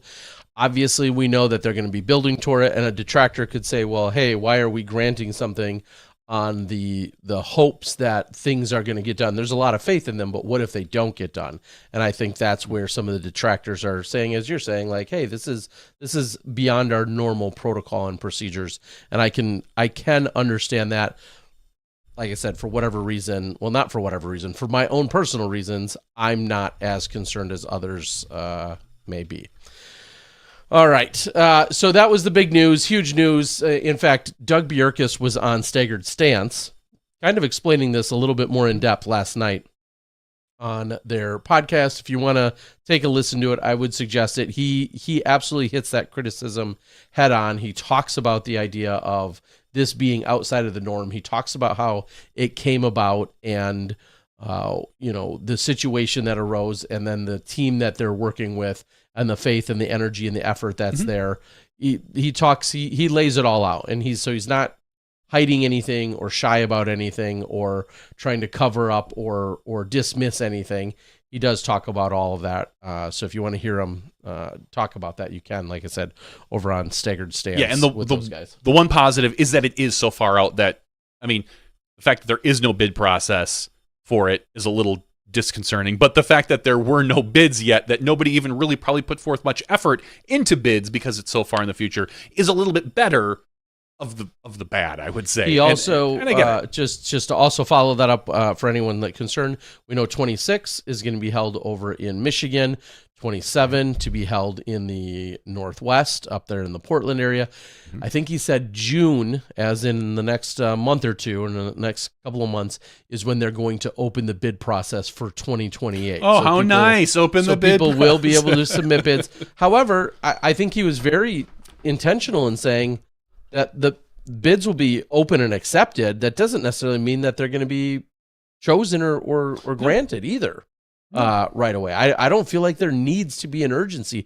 If there's not a phenomenal bid that comes in, correct, that seems like a no-brainer and a slam dunk, then we don't have to rush it. I love getting out in advance by a year or two, but we don't need to be pushing out so many years just yet. Yeah, there's so much that can change in the next. I would love, like, to me, 2 years feels like a comfy, like, you want to have probably your next 2 years decided up until whenever in the future. Like, the fact that we're in 2025 right now, I want to know where 2027 is. Next year, I'll want to know where 2028 is. Just, it helps people plan. It's some nice long-term work, but we're in no hurry to do some of this stuff. So, that's all. I'll have to listen to the Staggered Stance interview with Mr. Bjerkes, and just to get their general, as you called it, the general vibes. Yeah, the vibes. The vibes. Off the board, Yanni had asked about Worlds. I say this every year, and I have to then go back and find my sheet. Oh, there's somewhere. there's no way you're not probably number one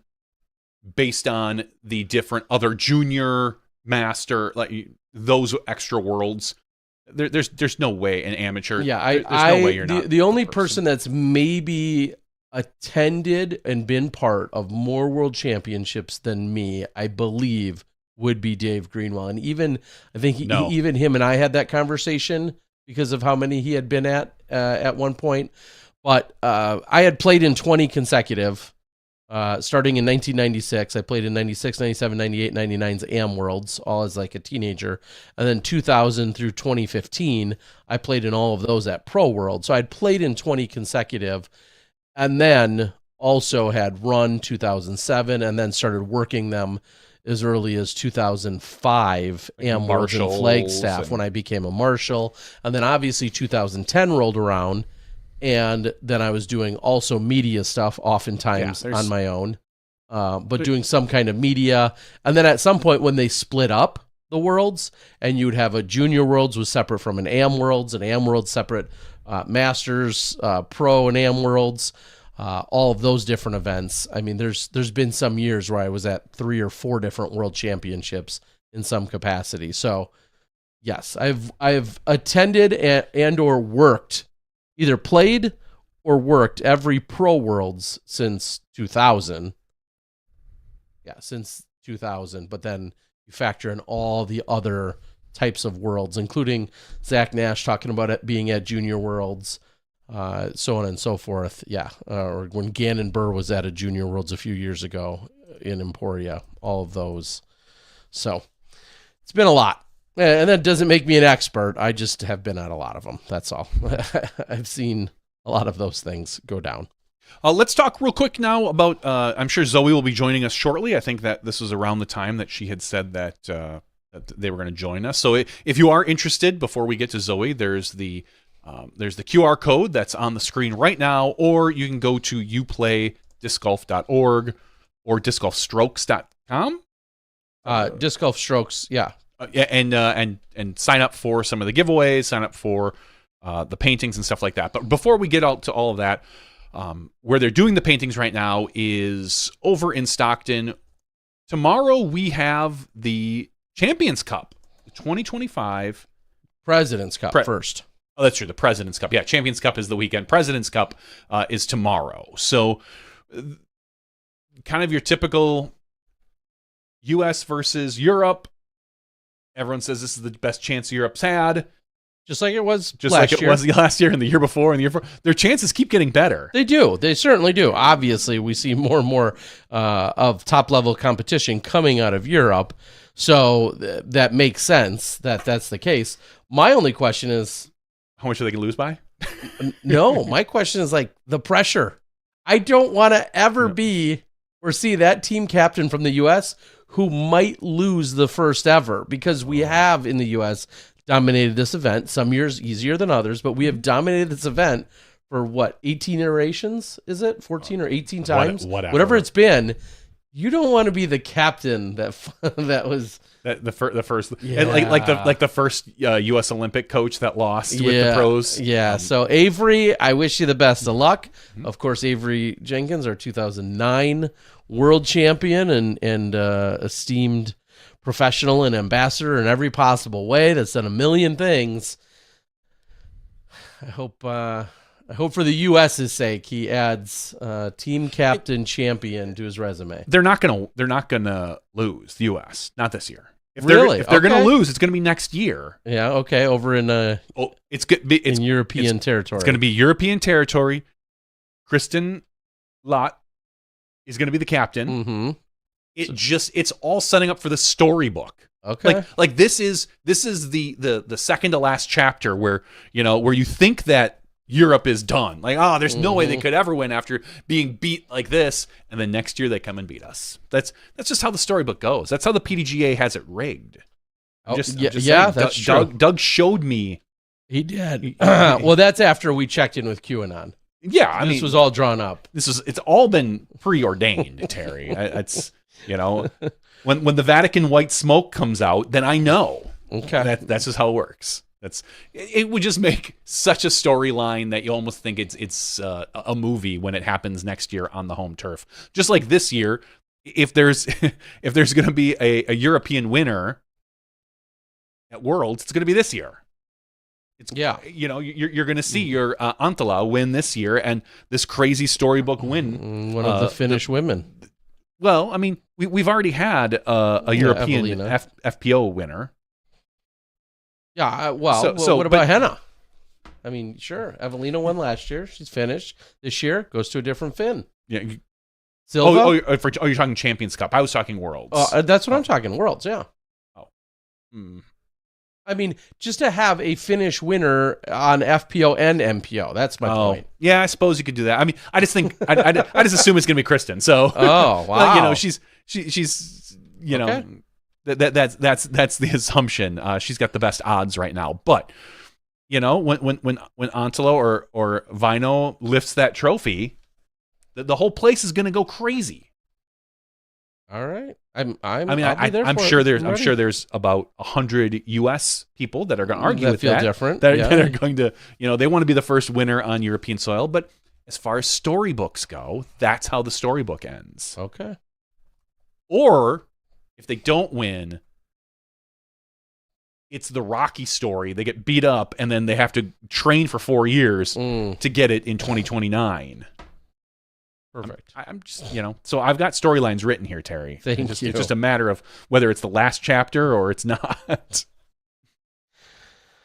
All right. But yeah, so President's Cup this weekend or tomorrow. It'll be live on DGN.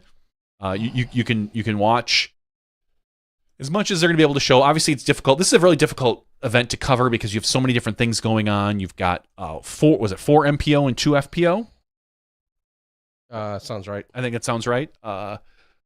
There's been a little bit of push from a lot of people that say maybe, as well as you got the alternates and whatnot, to maybe try to add another FPO that could help the Europeans a little bit more. I don't necessarily know how true or false that is, but I think it probably would or it could level the playing field because you have Silva and Kristen and obviously Evelina and Henna. But we also have Missy and Own and Holland and Paige, whatever. Yeah, exactly. So anything, I honestly feel between or amongst those players, anything could go either way. So the Europeans could sweep us, we could sweep them. It's just there's no, it's not like Terry or I are out there facing up against Calvin. Yeah, so. wherever. Yeah, all right, I'll keep my political jokes to myself. Yes, yeah. All right. Please I have reached out officially. It sounds like our folks over at Disc Golf Strokes are getting ready, and soon it looks like they will be joining us. So we'll be able to get a little live look in. And I'm sure in the background we'll see Zach running around on a cart, Zack Nash running around getting holes in as these guys are doing the painting and getting things kicked off. But it will be any moment now where I think we're going to have them joining us. I just sent over some links and information, and then we can see what's going on out there on site. And I'm sure we can get some of the local insights. But yeah, tomorrow, all on DGN. Make sure you check out the action as this is a leading into the 4-round major. Is this the perfect time for it or not? What, the major? The President's Cup. It feels like that. I feel like it has to be before a major. So whether you want to take this major or USDGC, I think, or even European or Worlds? No. Okay. I just, to me, I feel, and this is just my bias with Worlds. Like, Worlds is Worlds. There's nothing you can't. Worlds will overshadow everything. There's too much focus that you need to. You got players. But this should be overshadowed by Friday as well, right? Not if the Europeans win. Well. In general, I don't think it should be before Worlds. Okay. I think that any of the other 3 majors are fair game. But Worlds is a little bit more sacred to me, that I think it should be kind of on its own. So you don't want to obligate players to doing something or playing before a World Championship. Now, again, this is still a major. This still counts as that big M. But yeah, to me at least, and maybe PDGA, maybe the players feel differently than I do. But to me, Worlds feels like it should be its own island. And then we have we got the other events which can amplify or help bring up some of these other majors. Not that they need it, but it doesn't hurt. Because we have seen it before Champions Cup. We've seen it before USDGC, and we've seen it before European Open. Mm-hmm. So we've never seen it before or after a Worlds, as far as I know. So I just think that Worlds is an island. Let's focus on Worlds when it's Worlds time. We should bring it to the island of Koh Samui. Now you're talking, Terry. Speaking of which, would it be called the President's Cup then? Yeah. Well, does Koh Samui have a president? Thailand has a Thailand. Yeah. Yeah, I mean it's still Thailand. So whatever his official, is he the king? He's the king.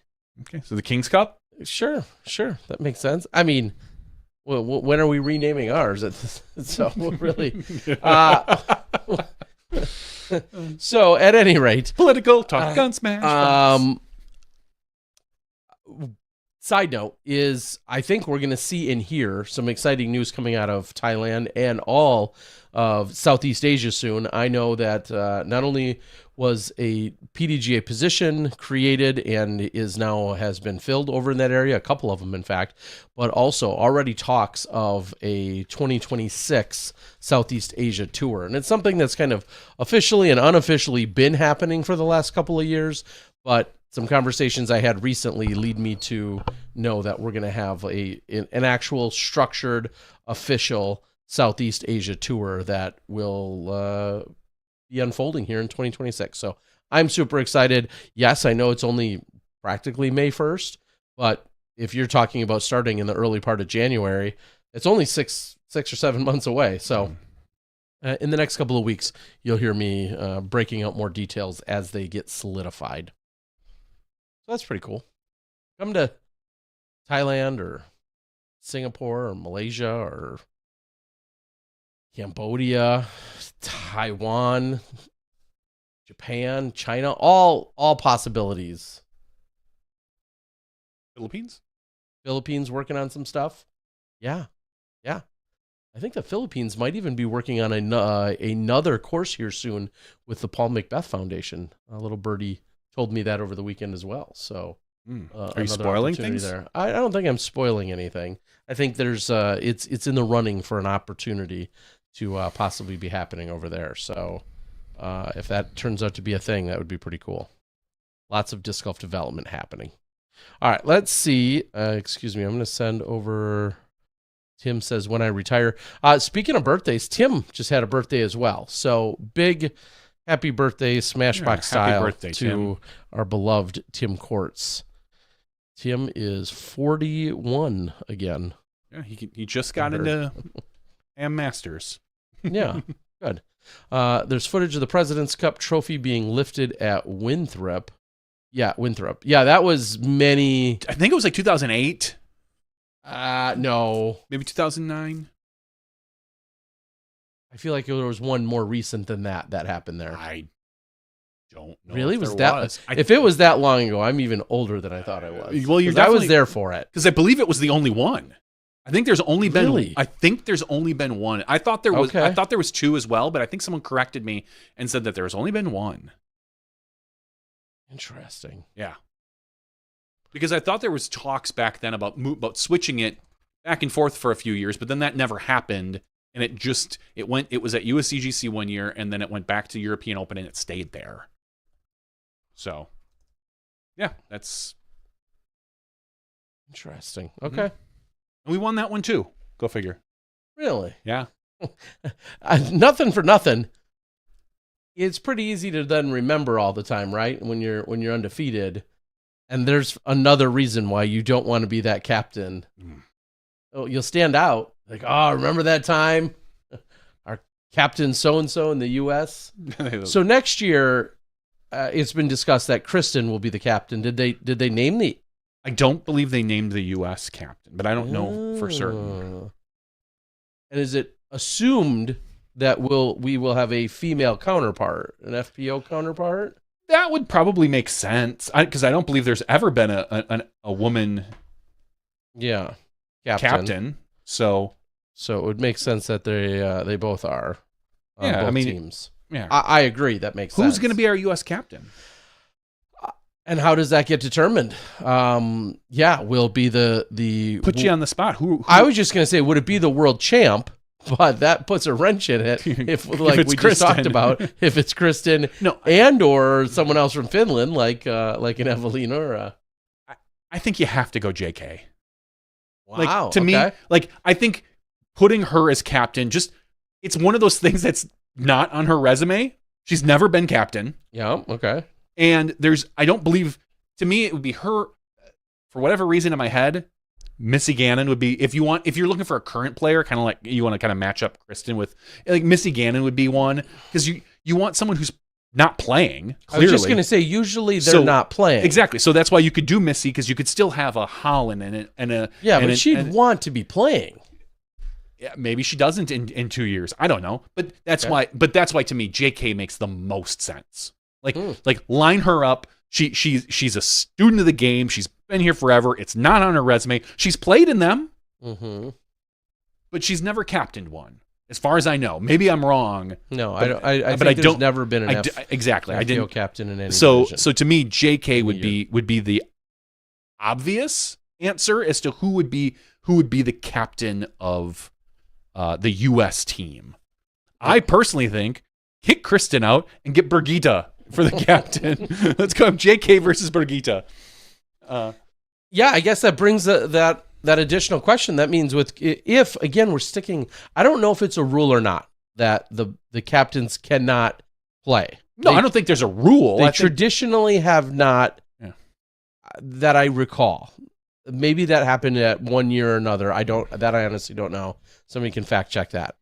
I've got more world's history than to be fair, I don't think there's any rules. Yeah, nowhere are the rules written. I think it's just we're going to make you captain. Cool. I'm just saying, like, to potentially have the world number one not playing because she's the captain also feels a bit weird. I bet you she plays. Okay. That would make more sense. Yeah. I mean, I would think that if she's, not that if she's captain she plays, but that she would want to play as the captain in the year. I mean, unless that's just a secret U.S. way to make sure that we win. Like, we've awarded her captain. She cannot play. That's a really good question. I'm not sure how that will shake out. Those are thankfully things we can worry about at another time. And it looks like some of the crew is getting ready over in California in Stockton. And I think we're just double checking who we're going to have jumping on. I thought it was going to be Zoe, but it might be Caleb. I'm uncertain as to how and what we're going to get started with. But I see they're unofficially in our green room, so I'm just stalling for a moment so we can get this figured out and locked in. And let me see if I've got... Okay. Somebody says we're in. So the question is, are they ready to go? And I think the answer is yes. So with that being said... it looks like we're good to go. Johnny's got everything there. I see a couple faces. And with that, we're going to welcome in Caleb Rancourt, Caleb, and the rest of Disc Golf Strokes. How we doing? Oh my gosh, it is hype out here, Terry. Right now, Nice. This is the first seat we've taken all night, and I'm getting ready to walk around with this iPad and show you some amazing stuff. But we are at the You Play Disc Golf Strokes fundraiser event right here at Swenson.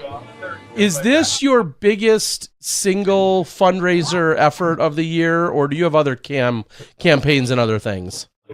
This is the number one. This is what we put all of our efforts into. We run small things, winter series events, bring your own partners dubs, but this is the one. And we're trying to reach 25K tonight to get us through the rest of our programs this year. Awesome. All right. Well, a question before you walk around and show us, although I'm excited to see and talk to these people. How did the teams come about? We're calling their teams. How do these pairs or teams of artists come about? Well, in year number one and year number two, it was just some of my touring disc golf friends, some of my closest friends. And then after the second year, I feel like some of the tour card holders caught wind of how fun this was. And then we had a few professional disc golfers actually saying, hey, I paint, hey, I'm good. So now I've got some touring pros asking to be a part of it. But what our biggest recruiting process is bringing the professional artists in.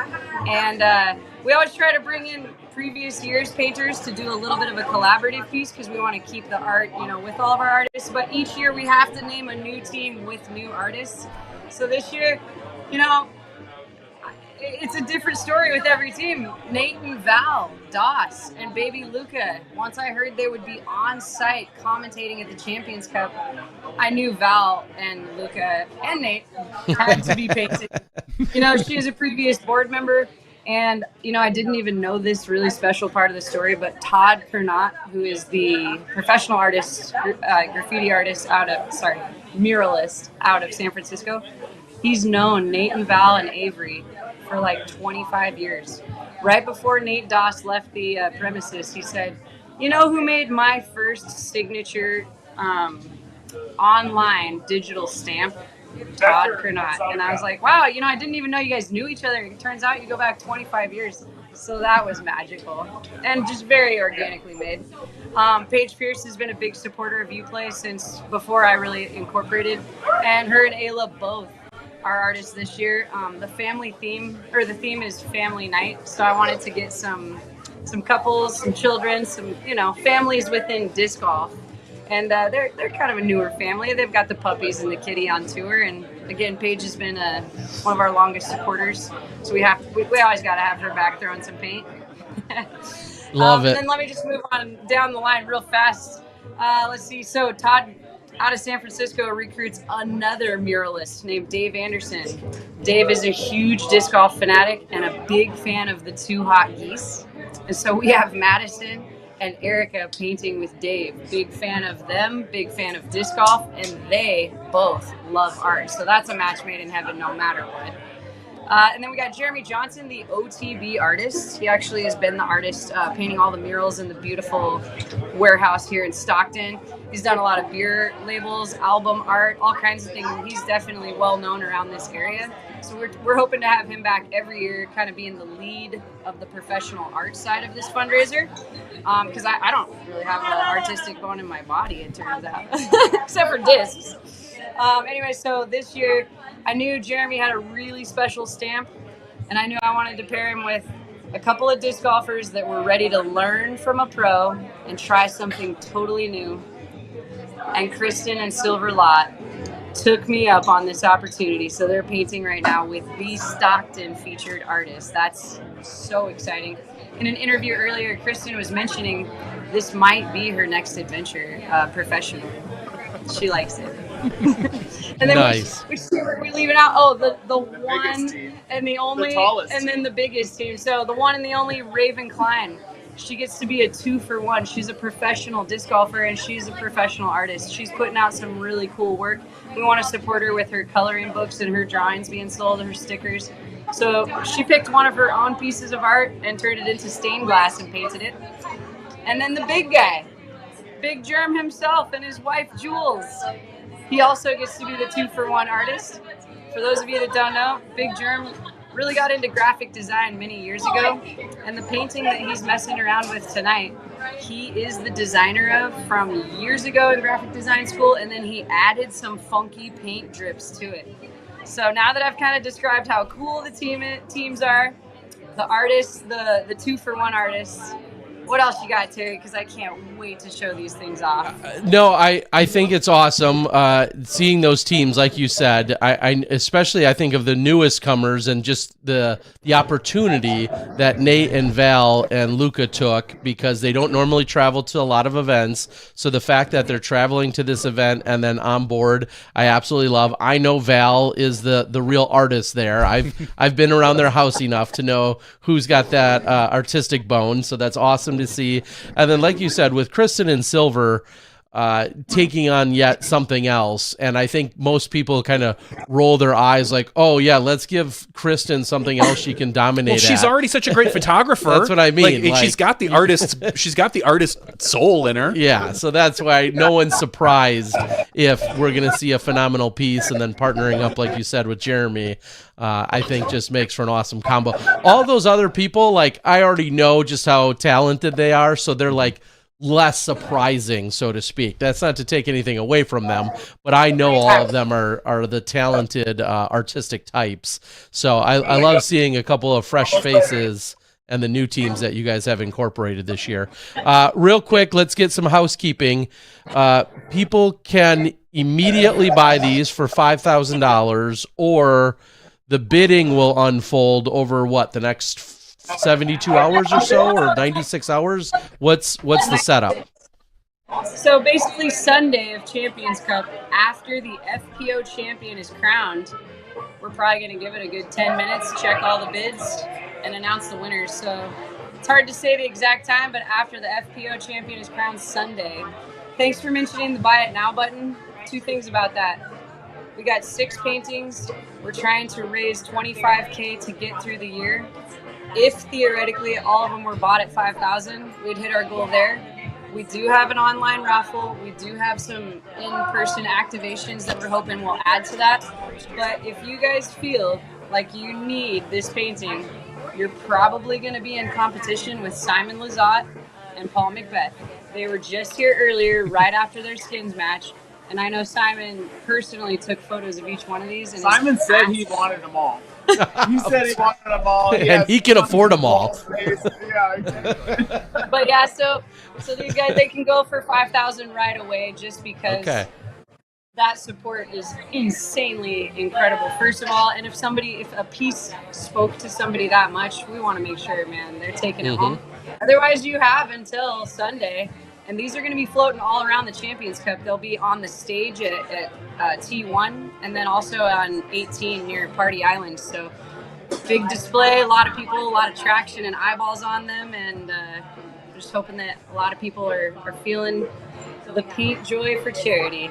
I love it. Now, just also, as you just said, for charity, if somebody purchases this or a painting, is that immediately tax deductible? Is that something you work with them? You know, kind of lay that out in terms of the support.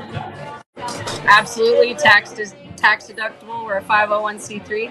You'll get an email receipt and can always request a paper receipt. But that's how UPlay does. Once a donation is made, boop, right to your email. Sweet. Okay, so I mean, people, open up the wallets, checkbooks, cash in that crypto. Do whatever you got to do, but let's the raffle real quick on the raffle tickets. I'm looking at them, but do you know what they are off the top of your head? For the online raffle? Yeah. Let's see. We got a We got a Zuka cart. Okay. I don't have my spreadsheet in front of me. I feel Okay. a little unprepared. There are a couple of grip bags. There is a Zuka cart. Oh, there is a poster. Here, come on over here, Caleb. There is an event poster. Which these things are going for $45. This is a professional artist and a screen printed poster. So we got one of those. We got the UPlay drill cards, which are the newest item on our website that haven't even been released yet. It's the best thing to help you with any of your educational classes. We've done the work for you. And there's a bunch of really cool signature discs as well. Whoops. Awesome. Let me stand over here. Awesome. A lot of the artists donated a lot of really cool swag too. Sweet. Well, let's take a look at some of these paintings. How far along are they? Is there a cutoff for when they got to be done by?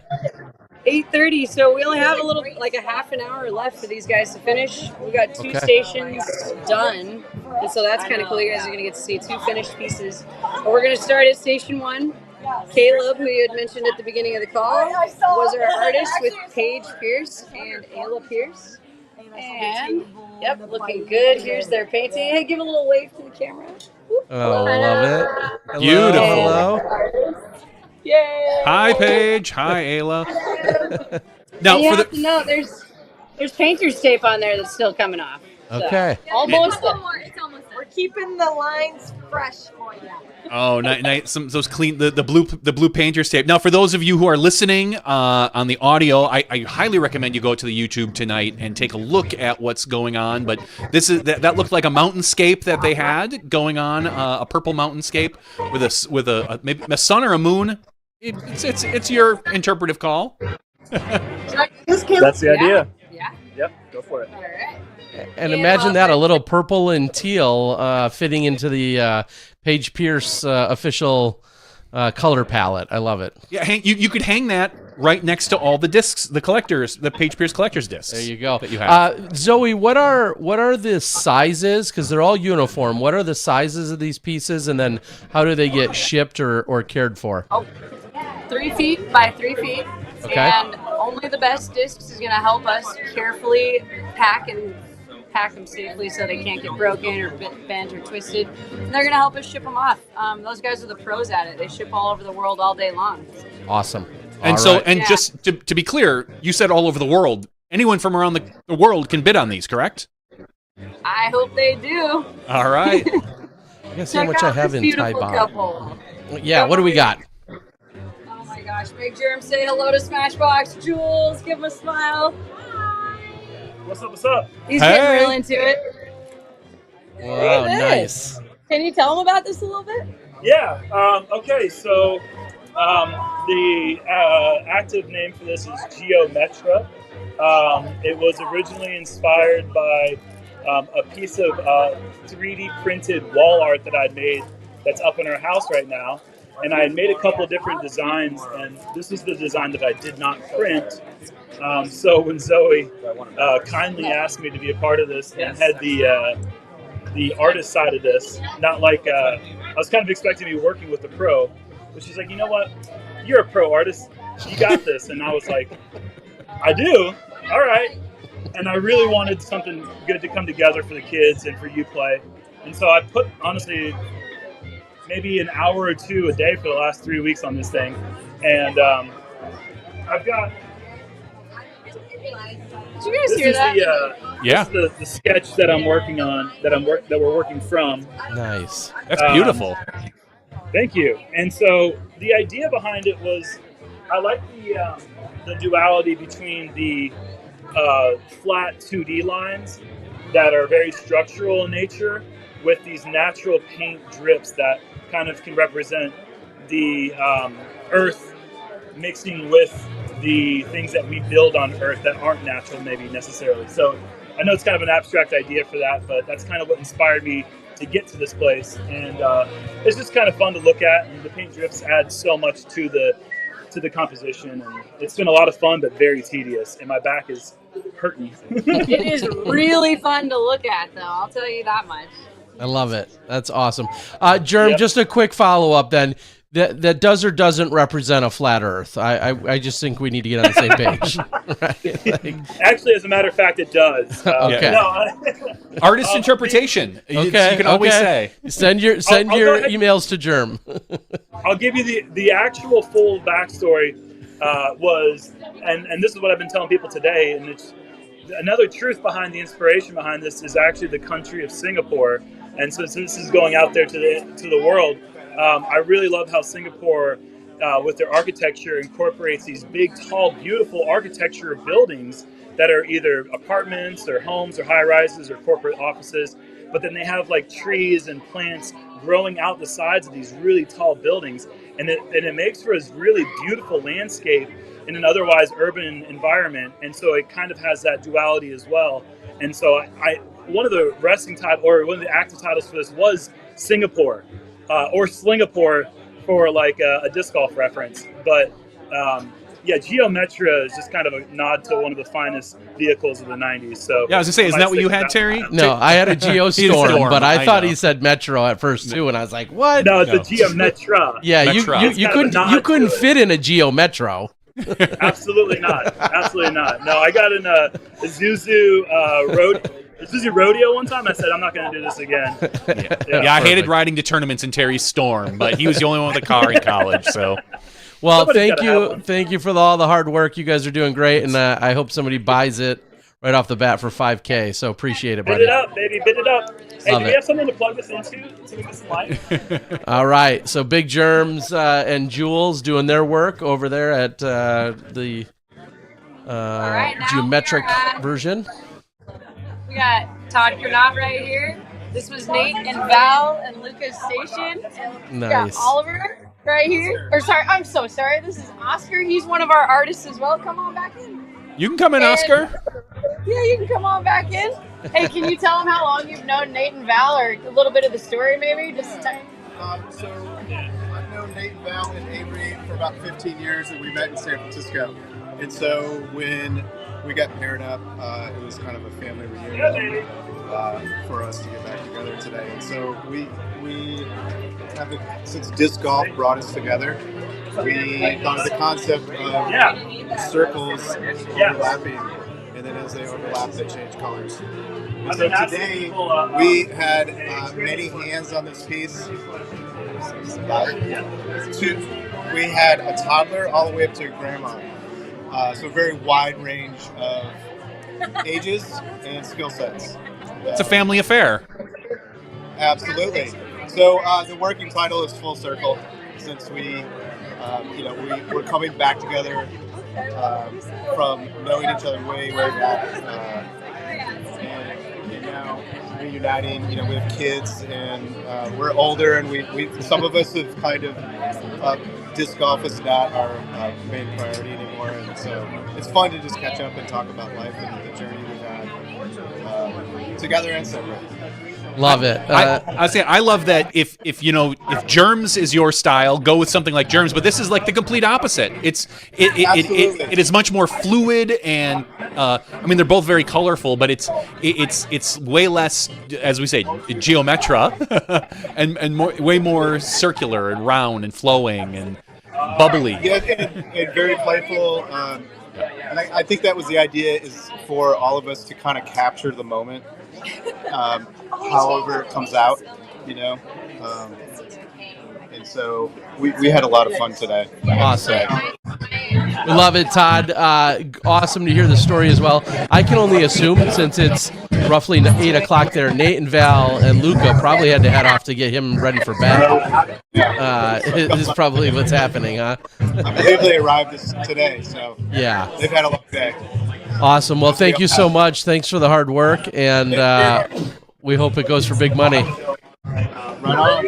All right, appreciate you. Thank you. All right, we keep the train rolling. That's three of our six, and then the one woman show, the end all be all, Raven Klein. Damn. Hello. Yes. The published author, Raven Klein, that is. Yes. Folks, she has her own book, and now you can see why. Let's see your book. Oh yeah, doing good. Look at this. I'll get it. Oh yeah, you better. Awesome. Oh, it's Sean. Oh, hey, Sean. It's Sean Jack, everyone. Sean, you're making the art look ugly. Move aside. You're too pretty. You're too pretty, man. You make this computer look ugly. Oh, but guess what? He's the only reason. Well, him and Thousand Rated are the reasons that You has this amazing event space. We want to thank all three of the Seans for the hard work they put in and the allowance for creativity for charity. And now, Raven. Yeah, Raven, tell us a little bit about your art for everybody that's listening. Oh, of course, yeah. So this is actually based on a photo that I took last year when I was visiting a botanical garden in Washington, D.C. And when I was trying to decide what to paint, I just had the idea of taking an image like that and then making it into like a stained glass window. Yeah, absolutely beautiful, and gorgeous. Go figure, you're the first one done. Yeah, so I started maybe 3 hours before everybody else. Oh, okay. Should have had start. I was the last one done last year, and I didn't want that to happen again, so I got here early. Okay, do you have a working or an official name for the piece? Smith. Yes. What if you're not smart like you? What does that mean? Where does that come from? I mean, no one really gets it. The day that I went to the Botanical Garden was also the first time I'd ever been to the Smithsonian. So for me, like being at the Natural History Museum and seeing everything there, and then getting to see one of my favorite butterflies, the monarch, the same day. Art is whatever you want it to be. So I went with Smith. I love it. I mean, I think. You should have had her do your butterfly tattoo. That's true. If I need a new one, the one you have is fading. Yeah, it's off center on my back, so maybe I could have you fix that. Some might think Smith would be maybe the name of the butterfly, but that's so much more insightful. If you would like the monarch to be named Smith, then that's up to you. Because art is just supposed to make you feel something, and if you look at him and you go, Smith, that makes sense. Then. That's her name? His name? No, I'm not changing your logic because it's so much smarter than I would ever come up with. Last question is, how do you feel that you're so entrusted to be the solo artist there as opposed to getting help from anyone else? I have no idea. No, I think Zoe is just a trusting person, and this is the third year of Disc Golf Strokes. It's the third year that I've been a part of it.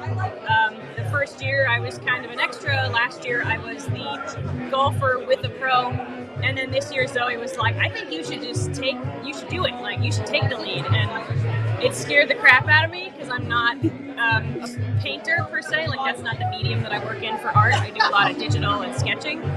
But I've always wanted to, so I kind of used it as like the push off the cliff that I needed. Although I did practice it once on a small canvas just to feel better about it. And can someone get the practice one if they want? I actually did think about selling it, but the moment I said that, my mom was like, "I'll buy it," and I was like, "Well, you didn't even give me a chance." Oh, yeah. I mean, that's the perfect mom move. Yeah. Yes. Yeah. Well, I thought about just hanging it in the van, starting a little art gallery of my own. Yeah, you should have art gallery showings at the van. Have hours, posted hours, and then you can go around. Yeah. Well, Raven, I am not shocked that it is. Well, I'm not shocked that it's absolutely beautiful, and thank you for your efforts for all of these years. And I know Zoe and the rest of you play, and the rest of the disc golf community really appreciates it. So, congratulations, nice work. I love working with Zoe, and I'm just glad that they keep having me back. So, with skills like that, I think you're locked in for the next 50 years, at least. Oh, great! Thank you very much, Raven. Good luck. All right, you guys. I don't know if you're really ready for this or not. This next one is gonna blow your mind if it hasn't already been blown. We got the 2 Hot Geese and Dave Anderson. Dave! Hello. Oh my God, y'all haven't had me in forever. Has it been that long? Let me check my calendar. Yeah, what do you think? All right. Oh, it's 2 geese. Clever. Give us the inspiration. Is it 1 goose in 2 positions or 2 geese? 1 goose. 2 heads and 1 body. Always different companies. 2 heads, 1 body. Fittingly so. Is that some kind of transformation or infusion? Like where? Break it down for us. A self-portrait. It's art, Terry. It's art. I know, but we need to hear the brilliant... From the artist. Yeah, we need to hear the brilliance. Talk to Dave. He drew it. Okay, yeah. Dave, what do you got for us? Collaboration. 2 Hot Geese. You rarely see them alone. And so they've become one. And then we've got the California references. Because we're in California tonight. And it's just the greatest time ever. Dave, you're a very brave man, and we appreciate you. We appreciate you subjecting yourself like this tonight. Oh, I couldn't have better partners today. This is just been Thanks, Joe Bear. 10 out of 10. All right, guys. Thank you for everything you guys are doing. It's awesome, and hopefully somebody hits that buy it now button. Hey, let's give him a live honk for charity. Yeah. Honk for charity. All right, we only have a Thank couple you, Dave. minutes. Our raffle drawing is going to happen, so I've got to get to this team. Okay. Oops, there I am. We've got Jeremy Johnson from OTB, Kristen and Silver Lot, and I'm going to bring them on over here. So come on over in front of your painting, Kristen and Silver. Love it.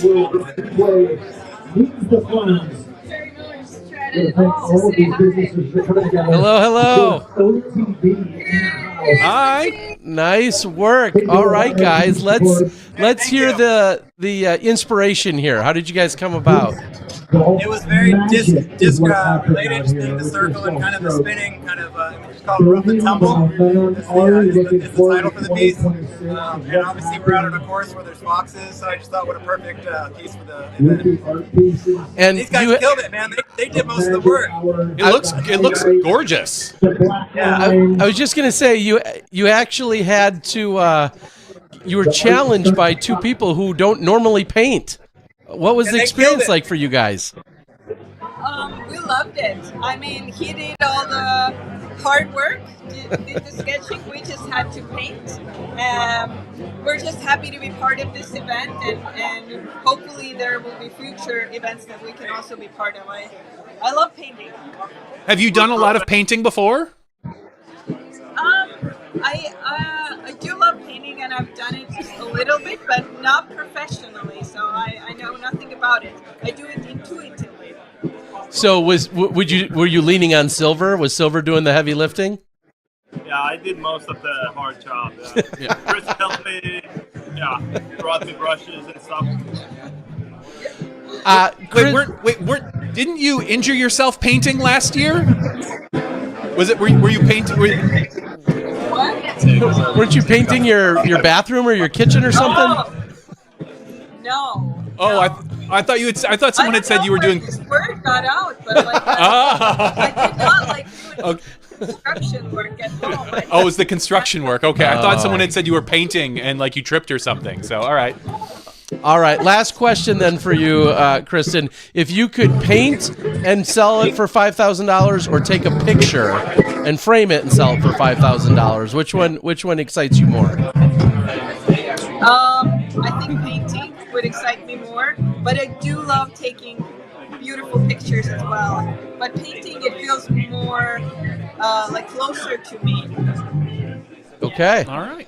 I love it. Well, congratulations, you guys. Thank you for being a part of it. Can we get a shot of the painting one more time? Yeah, let's take one more look. Show this in silver and Kristen. Why don't you guys come on each side real quick?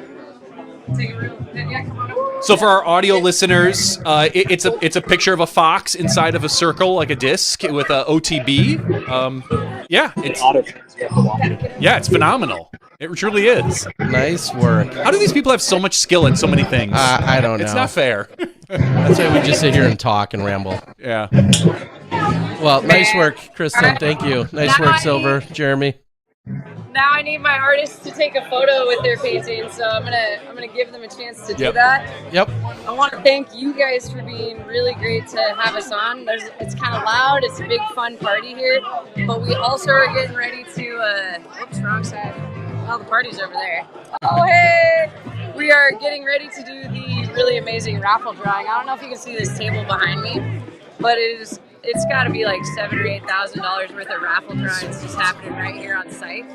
And I want to thank all of our sponsors because, number one, OTB is the reason that we're here. We're being powered tonight. The paint, the materials, some of the bigger like overhead costs for this event. You know, it's kind of a lot, and OTB covers that for Uplay to kind of get us going. We had some contributions from my mom, DK's family on the food, and then every single one of these artists and other professional disc golfers are always continuing to throw in, volunteer, put in their efforts. So huge shouts out to all that love and OTB. And I want to highlight our our raffle title sponsor. It's like every bag company starting with Zuka, Grip, Pound, and Upper Park. And the U in Uplay stands for Universal because we work with everybody. We want to work with everybody that wants to support sustainable education and that wants to make joy their currency, because that's what Uplay is all about. So huge thank you to every single one of you. We had DGA, MVP, all kinds of pros, you know, putting things in. Carbella bags. Carbella bags are on there too. I don't want to forget that. But it's time to draw this raffle drawing for these people. They're excited. Is this just for the on-site people, or is this including the online raffle? This one's just on-site. Okay. Online will be drawn Sunday. Okay. Just want to make sure so everyone's clear, so that when they're hearing this, if they're not watching live and you're hearing this tomorrow on Wednesday, you still have a chance. You can go to Disc Golf Strokes or uplayDiscGolf.org and still register for the raffle, the bags, the obviously make bids on the painting, or just the buy it now. Just drop that cash. Hey, big shout to my co-MC and another one of our sponsors, Chris from T-Box Socks. What's up? Hey, Chris. How you doing, man? Thank you. Yeah, heck yeah. I remember we made socks for you, I think, 3 years ago? You certainly did. Yes. Awesome. We appreciate it, man. Yeah, it's awesome. Thanks for being a part. Magic things happening tonight. Super Thank cool. you. Thank you. All right, Zoe. Well, I love you, Smashbox, for supporting Uplay as well and for always checking in with us. Thank you so much. We're happy to do so. We want everyone to see or hear about this, whether it's tonight live or in the next few hours or in the next couple days when you're downloading the podcast. Go out there and check it out and see what Zoe and the rest of the Uplay crew are doing. So we'll let you get back to it. You're just making me miss it more and more with every minute we talk to you. So you go have fun, do everything awesome and on site. Let's raise some big money, and looking forward to the next time I run into you. Woo woo! Thank you guys so much. All right. Thanks have a lot. Good night. So, see ya. Sorry, I was gonna say sorry everybody if we were yelling into our mics. It's always hard for us to be able to talk to the people, especially when there's all that background noise, and wonder if they can hear us or not. So if we were a little loud, maybe hopefully the audio will kind of get leveled out in post production here. But for those of you, we'll do it in post. For those of you that are probably listening on YouTube, We might have been a little bit loud, but Yeah. but ultimately for a good cause. We're loud as opposed to being loud and obnoxious for not a good cause, Yeah. which is what we normally do. This is actually for a really good cause. Is that Gloria Stefan that tells us let's get loud? Gloria. No? Let's get loud. No, Who is that? I don't think it's Gloria Stefan. No. That's a little too new. No. Oh well, Jennifer Lopez. Yeah, I think it's Jennifer Lopez. J-Lo? Is that the version I'm thinking of, though? Wasn't there a version before her? No. Huh. Okay. I don't know. No, the rhythm is going to get you. Yeah. That's not what I was thinking of, though. I know, but... Huh. I don't know. All Maybe right. we'll get J-Lo into vote or into bid. Yep. And for those of you watching on YouTube, there's still the QR code here in the lower right-hand corner of the screen. You can scan that. That'll bring you right to the auction page. Sweet. No, not Gwen Stefani. All right, we're going to close it out as the regular show.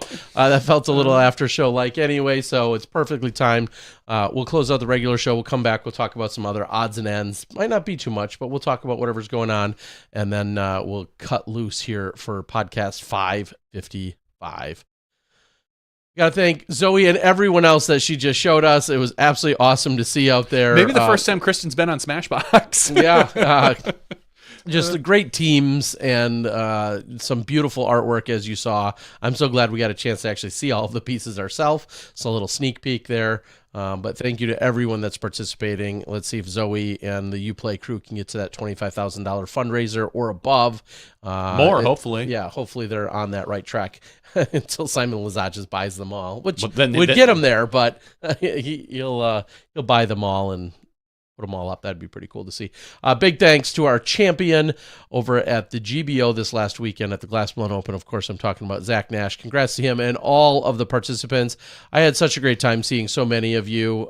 There were a ton of Smashies there and just a lot of bright, smiling, fun faces, everybody having a good time at the GBO. And I want to thank the crew, Jackie Morris specifically, her and Derek, who had talked about bringing me in to have me there so I could help document and be part of the weekend. It was so much fun, and I hope that I was able to convey that through my social media channels, that the GBO is a good time and a place to be. I got to watch little bits here and there of your social media posts, so it was... You created some FOMO. I'll say that. Well, good. I hope I did, and I hope others somehow find a way to make sure it's on their schedule in upcoming years, because it is a really great event and a good time there in Emporia. So for all those people, along with Johnny VM, the Disc Golf Guy, we're going to take a super quick break, and when we come back, we'll have the after show. We'll see you then when you step inside the Smashbox.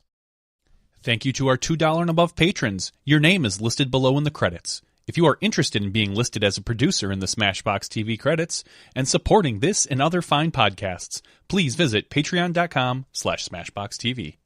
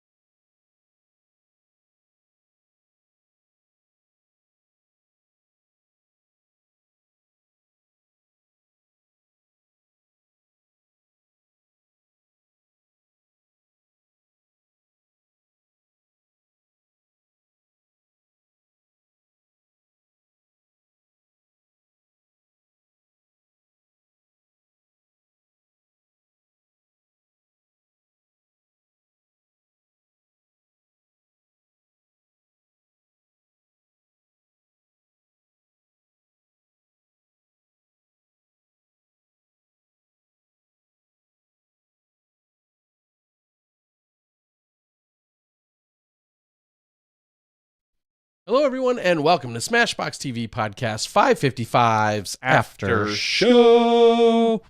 Nice and quiet after our yelling. We nailed that one. I think we did. Welcome in, everyone. During the regular show, many of you know, we just had Zack Nash, and then we closed out talking about the Uplay Fundraiser, Disc Golf Strokes, that is taking place. Looks like a really good time out there in Stockton, California. And if you're listening to this in audio, it's Friday. Hopefully, Friday morning. They're still out there. You can still bid. Get on it. Jump on it. Jump on it. Stockton. Jump on it. We don't have enough Sir Mix-a-Lot in our life, do we? That's Sir Mix-a-Lot? Yeah. You sure? If he may have been with someone, and I'll give the chat a moment to fact check me, but that is definitely Sir Mix-a-Lot with somebody. Like Miami. Jump on. Are you sure? Okay. I mean, I you're going to really question me. I don't know this one, so I'm not going to question you. Yes. And I honestly, I would have guessed it was with someone else, but apparently it is not. It is just, well, okay, here,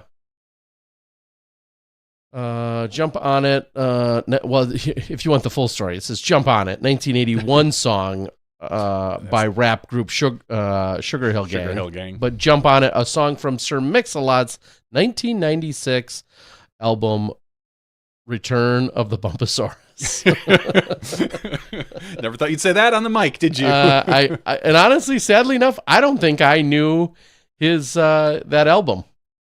I mean, that was 96. Because he really has one, like, you had to dig deep if you wanted to be into any other Sir Mix-a-Lot music outside of Baby Got Back. Yeah.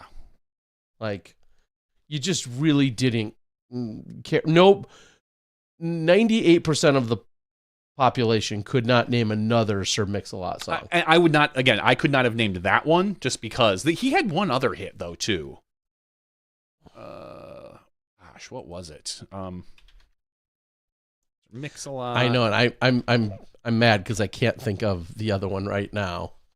Wow, no. My Hoopty. No, that doesn't ring. None of those ring a bell for me. My Posse on Broadway. That was what? Wow, that was him. That doesn't sound right. Maybe he was in it. Maybe he was, like a. I mean, his album Swass. Huh. Okay, well then I definitely do know that song, but I didn't. Is this the one? No, this is no, not what I'm thinking. Unless you were a major Sir Mix-a-Lot. I mean, I go deep cuts. Me and the mix, we go deep. Posse on Broadway. Okay, yeah, which I do know that song. Okay. now all the suggestions are coming in. So we clearly had some Sir Mix-a-Lot fans out there. Oh yeah. Because if you're coming in with buttermilk biscuits or square dance rap, those are ones that are past me. Yeah.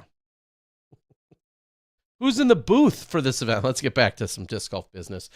It would be, this is a unique one because it is Ian Anderson as your host, but then it will be Nate Doss as your color and Valerie Jenkins Doss, as your FPO color. I'm sorry. I just looked at the Testarossa. That's the one I was thinking. Okay, I just looked at the best of the Sir Mix-a-Lot, and it has Baby Got Back on here twice. Song 2 and song 10. It was that good, right? You got to hit that twice. Okay. So for those that don't know, and I was a big bass head and enjoyed a lot of loud, obnoxious bass in high school, and I got into it with stereos, and then actually did learn a lot about electronics and stereos, blah, blah, blah. Anyway, Testarossa was the song I was previously just thinking of as one that I would occasionally play largely because of the silly acoustics that were in it. Oh, now I really want to hear that song again. After the show. I can't wait till after the show. After the show, we'll play it. In what we unofficially dub is the Johnny and Terry Smashbox after show, which when we usually sit here and BS for anywhere from 30 to 2 hours, 30 minutes to 180 minutes longer. But listening to Testarossa will definitely be. It'll be on the agenda. We'll make sure to get that in. Yes, because that's the one song I was thinking of.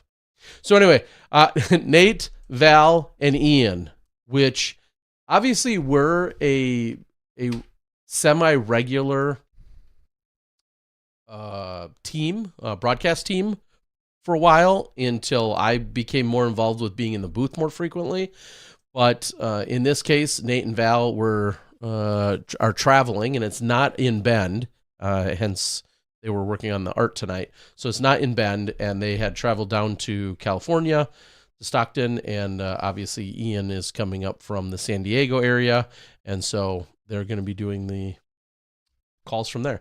I'm going to assume it's at least Nate Perkins, because I know Nate was doing the press conference today, so Nate Perkins is in the field. I doubt there will be anyone else. I'm guessing if Nate was doing the presser, it'll be exclusively Nate out there doing sideline. Brian Earhart, of course, was in the booth a couple of weeks ago for the KC Wide Open, and I'm just assuming that Brian Earhart, therefore, is not part of the broadcast team this weekend. So those are all just a few of the pieces that I've put together, at least in my head. I don't know that I'd bet the farm on any of that information, but I'd bet your car on it. Oh, thanks. That's not a lot. Well, I mean, still, it's a 2009 Honda Fit. Yes.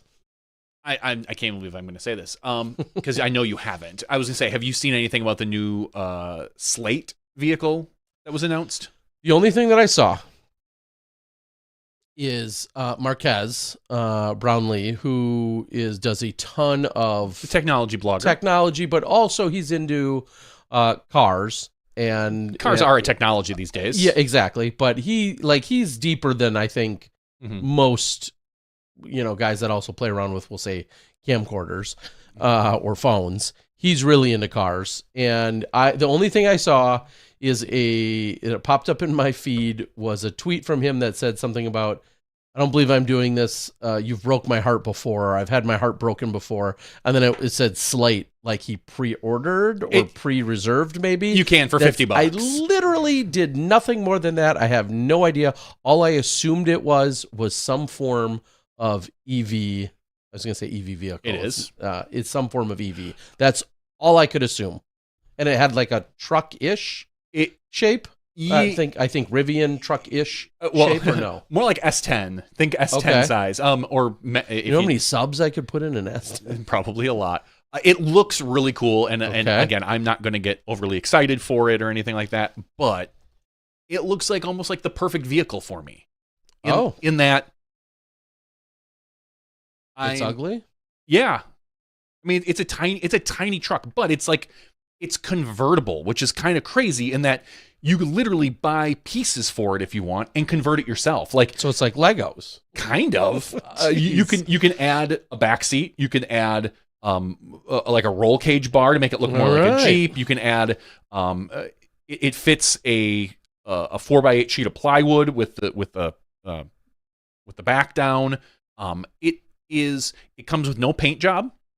It's all carbon fiber maybe. Or it might be plastic injection. It might be some sort of molding. But it's primarily made for wrapping. Not like Sir Mix-a-Lot wrapping. Vinyl wrapping. Yeah. I mean, it doesn't have a back. A baby got back. But yeah, so it's not a Testarossa. It's not definitely a Testarossa. But they will sell you vinyl wrap so you can have it wrapped any way you want in any color you want. And the reason why, now granted, again, I am 6'6", so I have to sit in a vehicle before I even think about getting one. But I don't want a big vehicle. I've never wanted a big vehicle. I like the smaller the vehicle, the better. But I do like the idea of like a truck because I do like to haul plywood and mulch and stuff like that for the house. I want an electric vehicle, and it's cheap. It's like it says $20,000 expected price under $20,000 with incentives. So it's probably going to be closer to $27,000 to $28,000 brand new. What? And that's what they're shooting for right now. Oh, it looks so much like one of the images. I'm on their website, slate.auto, and one of their images that pops up just gives me so many mid-90s vibes in looking at a geo tracker. Yeah. Which I happened to see when I was in Emporia this weekend. And how many geo cars are we going to mention today? No kidding.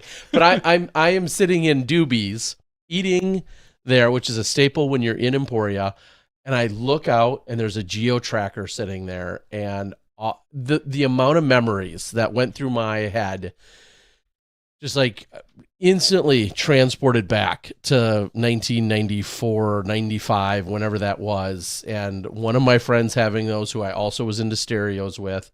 And then just how geo trackers, like they were all, they were the rage. The rage. Yeah. Like the soft tops, the hard tops, you could, they were, the poor man's Jeep. So to speak. Sure, it ended up being incredibly dangerous and very susceptible to flipping over. So they were very dangerous. Especially then you had a bunch of teens and dumb drivers in the first place, making them even more dangerous. But I saw one this weekend and just instantly transported back to the mid-90s. And now here is one of the second images on Slate's website, just very much gives me that vibe. I want it. There you go. See, one of the reasons why it's so cheap as well is because it comes with nothing. Like literally no screens inside. Oh. It has an adapter. You can put your phone.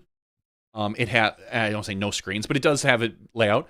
Crank windows, like old school crank windows. Okay, yeah. Like trackers. It does have a backup cam, and it does have cruise control, and I believe air conditioning, and that's it. Like it doesn't have speakers, Terry. You have to not special order, but the whole thing is that you assemble it exactly the way you want. So if you want to avoid all speakers, you put no speakers, you bring your own USB speaker in there. Or you can have them put USB speakers in that then you connect up to in the inside of the dash. It is totally customizable. And again, I told this to my wife because I showed her this. I said, this is really cool. I wouldn't wrap it. I just leave it as the slate black, the gray, whatever slate it was, gray. because I don't. As I told him, now my wife grew up in a family where her father is an auto guy. He is a paint man. He worked in an auto. He's retired now. He worked in an auto body shop from the age of 18 till 63. Literally same job, same place. The dude is one of the best car painters in the Midwest, like for classic hot rod vehicles. People bring all sorts of things to him, and he does it as a side gig. Well, which is kind of not a side gig when you're retired now, but whatever. And so it hurt her heart when I said, I don't like paint jobs, because you know what I like to do? Take a cardboard box, toss it on the roof of my car, and then slide it off because I have usually when I'm moving things around, I've got my hands full. And she goes, yeah, that would bother me because you leave all these little scrapes in the fin. And I'm like, I don't care. That's why, to me, a new car makes no sense to me. And I never want a nice vehicle. Now, I do enjoy riding in nice vehicles, but I know myself, and I would not keep a vehicle nice. I don't treat it well enough. So if my wife, when she parks near the back of the parking lot. She always looks for spots that have like openings on both sides. And I'm always like, really? And she's like, I don't want door dings. I'm like, I get it. No problem. Me? I don't care. I'll drive my car right into the store. I don't care. Like you're playing chicken with people running around trying to just get their grocery carts put away. Exactly. Your cart still has a kid in it? Let's go. Cars are not my thing, which is why to me, this would be ideal. Now it might never come to fruition. They showed some prototypes. They're obviously wishful thinking as far as pricing.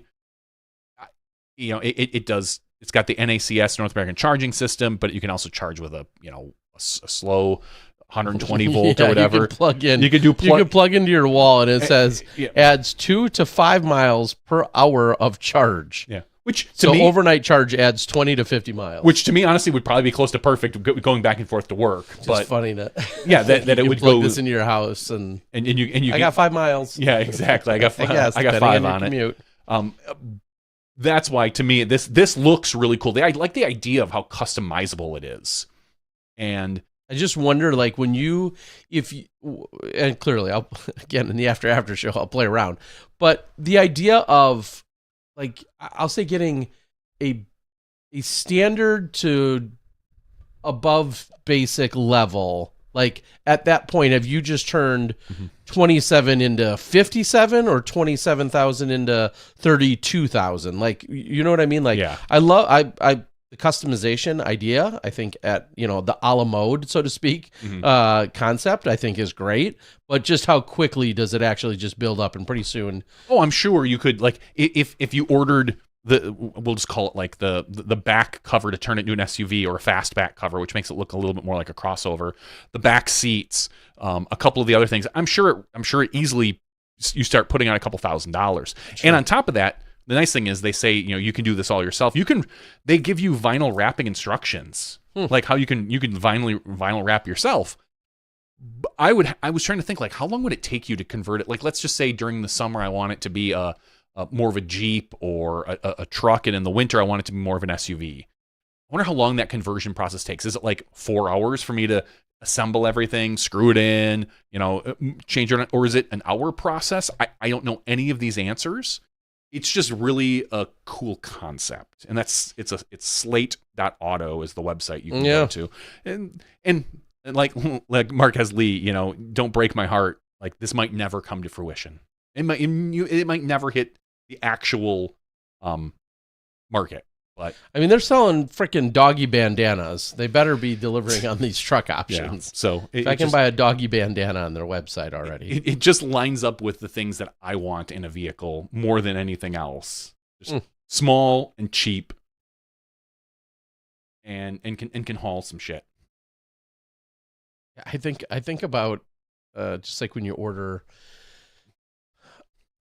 and you try to install your own screen protector on your phone, and how you should just probably order 2 right away because you're going to ruin the first one trying to install it. I just think about that with some of these skins. This might do really well for someone like a Miles Parkhill who does wraps for a living, and then maybe people decide they don't want to do what they're offering, and he can do custom wraps on stuff like this. Yeah. And they're saying how you can order custom wraps right from them that perfectly fit each panel piece, or side, each panel. Sure. So, all right, it's goofy. I'm gonna order one.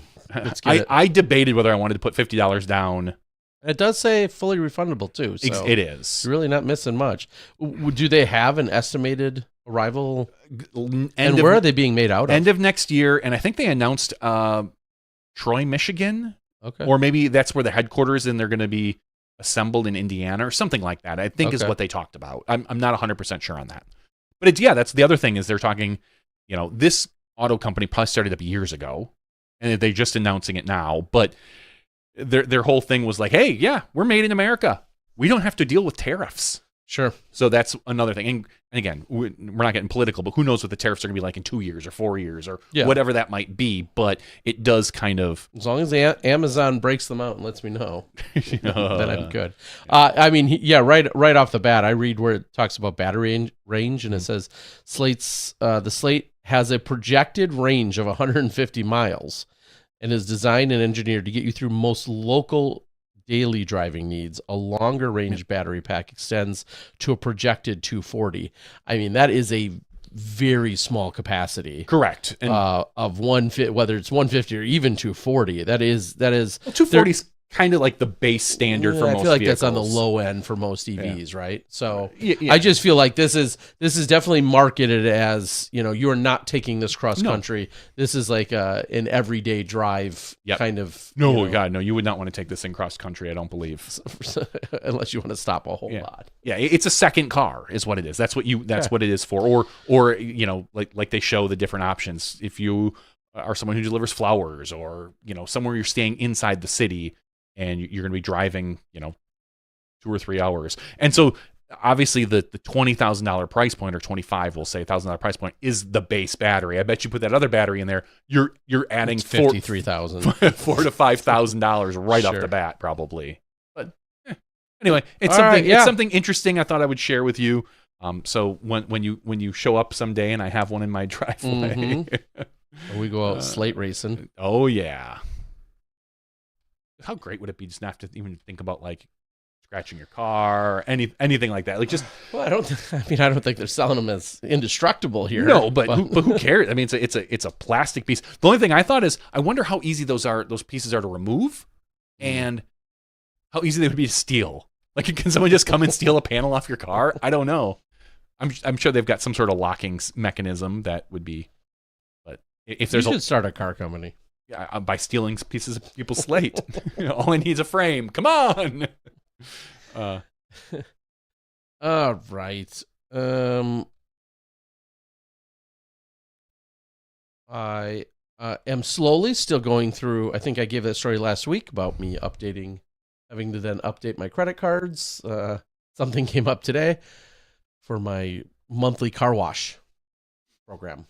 It's like, oh hey, you baller. I got my car washed today. Went through no problem. But then later on tonight, I got, you're no longer going to be like starting tomorrow. I'm like, hey, why didn't the machine like yell at me today when I went through the system? But apparently that was another place I had to get the old credit card updated.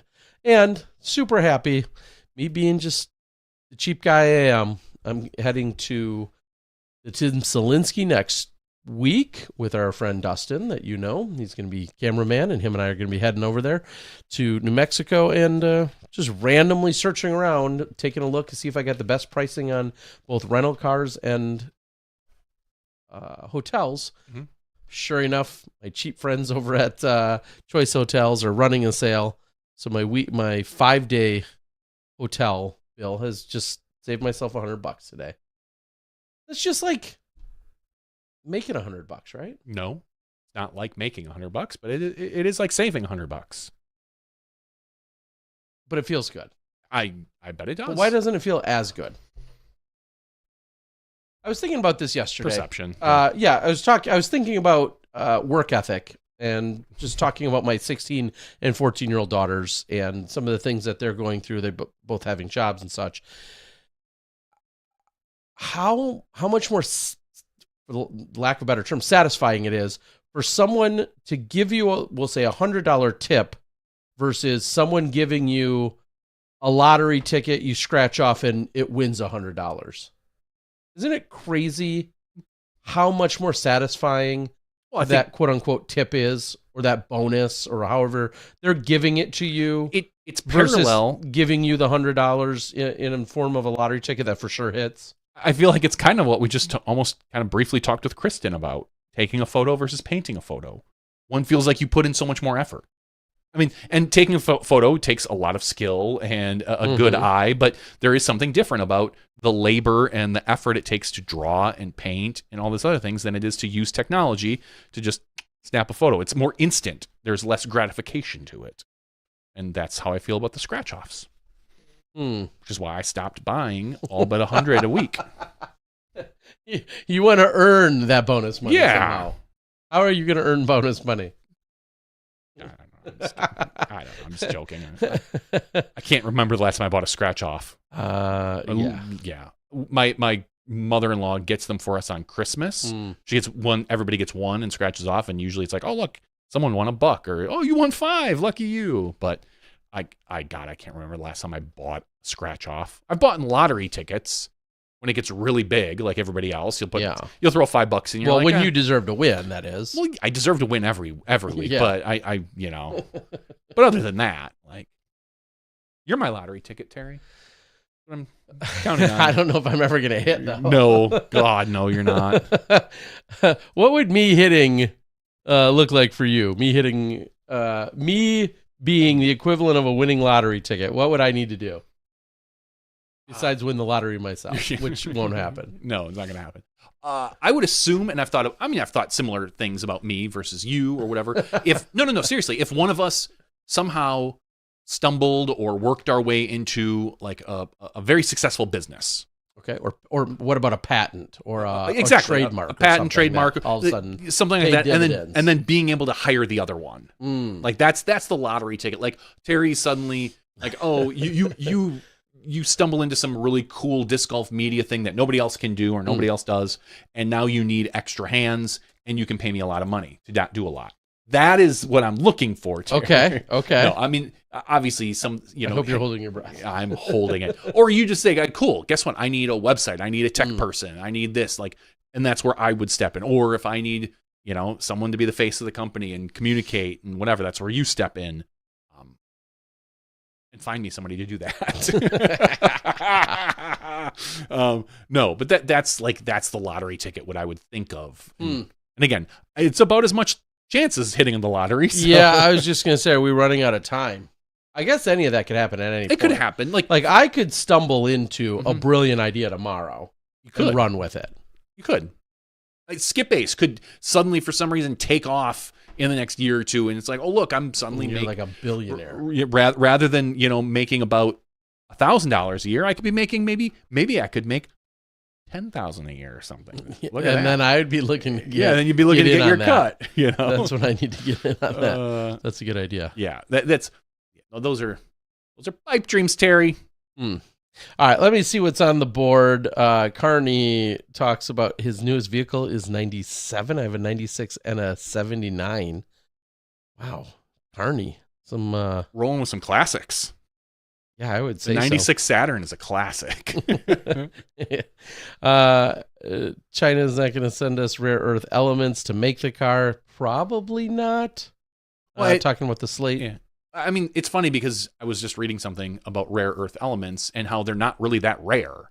The problem is the processing of those. It's dirty and filthy and expensive, and we are dangerous, and we are not currently set up for it in the United States. Whereas if China has, over the last 15, 20 years has really made an effort to do that, which is why they can do it at the cost they have. But the actual elements are less rare than you think, and they're available at other places. But that's a whole separate discussion about processing and whether we want that in the United States and who does that and where, and nobody wants that in their backyard and things like that. It's that's, and this isn't even political. It's more social than anything else.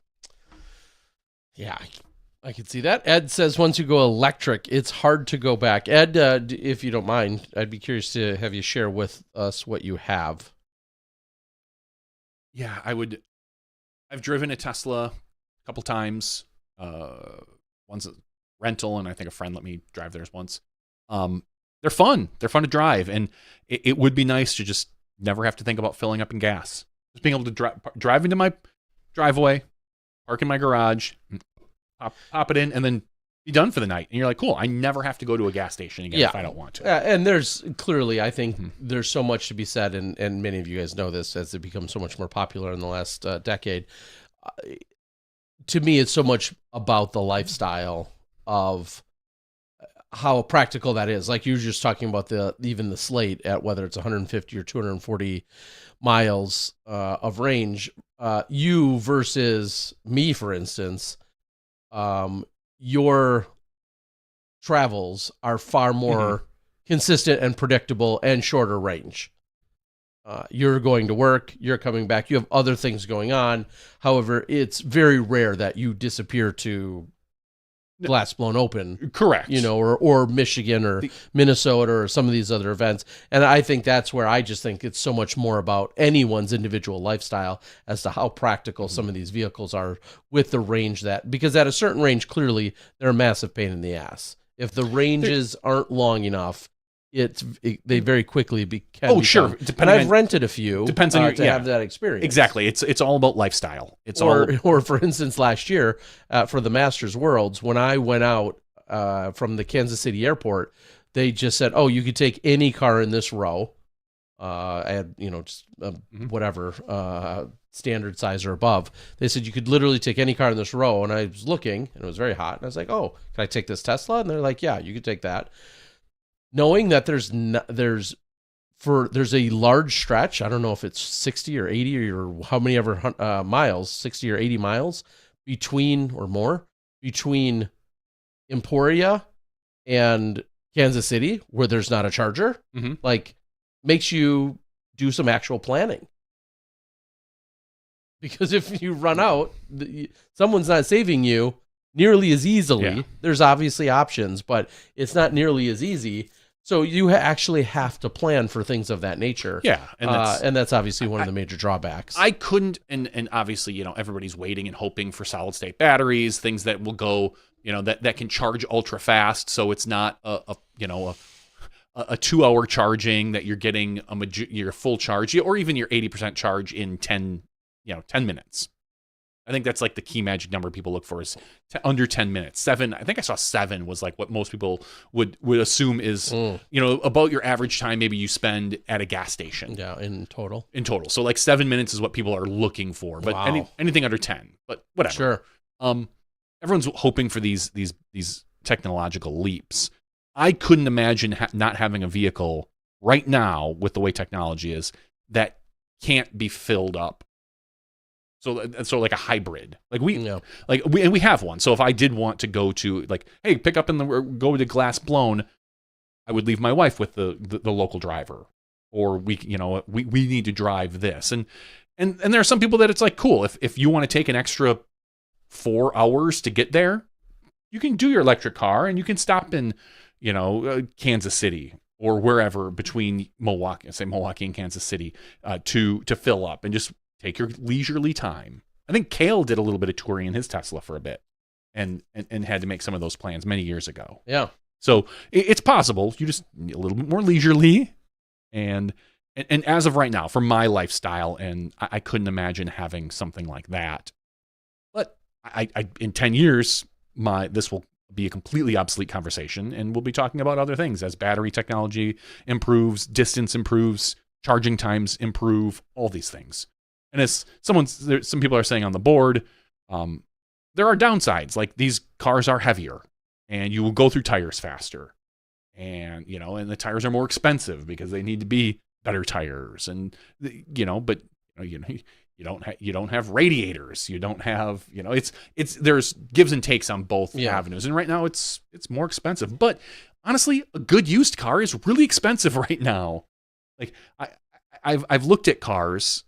One of the other cars I was looking at was the Ioniq 5, and it looks like an awesome car and something I would get in a heartbeat for an electric car. But they're expensive and they're not quite exactly what I want. And I'm cheap. I'm a cheapskate, Terry. Yeah, I want a cheap car, and that's why that slate is like lined up for me perfect and right in the heart of what I'm looking for right now.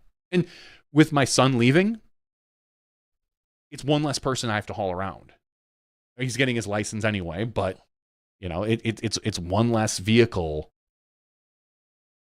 I was talking to some friends this weekend about their son got he was one of my son's friends, just got his license, and they were gifted a vehicle by the grandparents. They said their insurance went from like $700 every 6 months to $2,000 every 6 months. Sweet.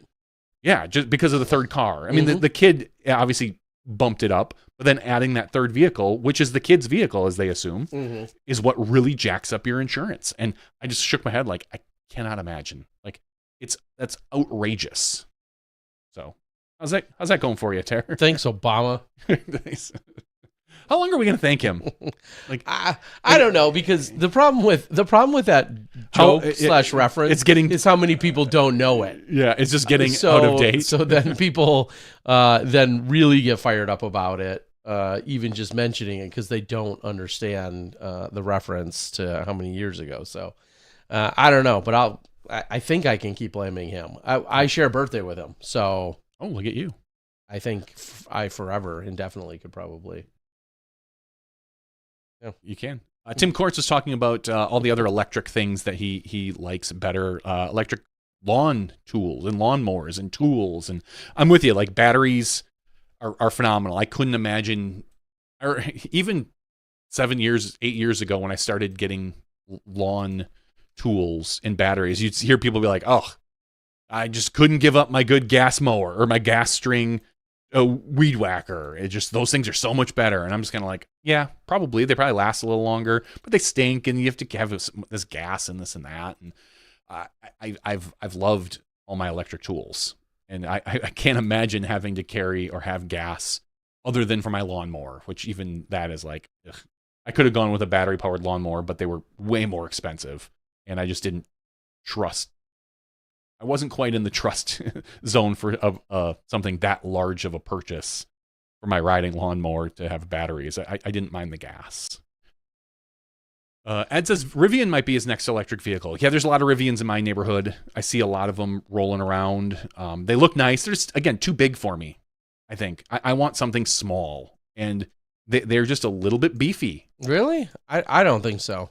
Yeah, I don't feel like they are that beefy. Really? Yeah, just a little bit. Like I just want something a little smaller. Okay. I want something a little closer to the ground. I want something, well, you can just drop them. You just hit a button, go lower into sport mode. True. Yeah, and that wild Nate Sexton did exactly that when we went out ripping. Crazy. We were ripping on some highway outside of Bend, and it was pretty funny because obviously we all know Nate to be a pretty. He's a wild and crazy guy. Yeah, wild and crazy guy. But you can drop it, bring it lower, and then. Yeah, Ed says the Rivians coming out next year will be cheaper and smaller, and There maybe you go. maybe that's what I look at. The problem is still the price. There's something about me that just $50,000-$60,000 for a new vehicle just to me sounds outrageous. That's I get with the program. I cannot fathom that. Dude, when Skip Ace is you're swimming in Skip Ace money. Yes, swimming in it. I feel like you owe it. No. To the rest of them to flex. I mean, when Skip Ace is swimming in money, okay, then I will flex on people. Okay. I will get a slate with a wrap that says "swimming" in it. Get a slate with a wrap that says Rivian on it, because like I know my wife's Jeep Grand Cherokee was expensive.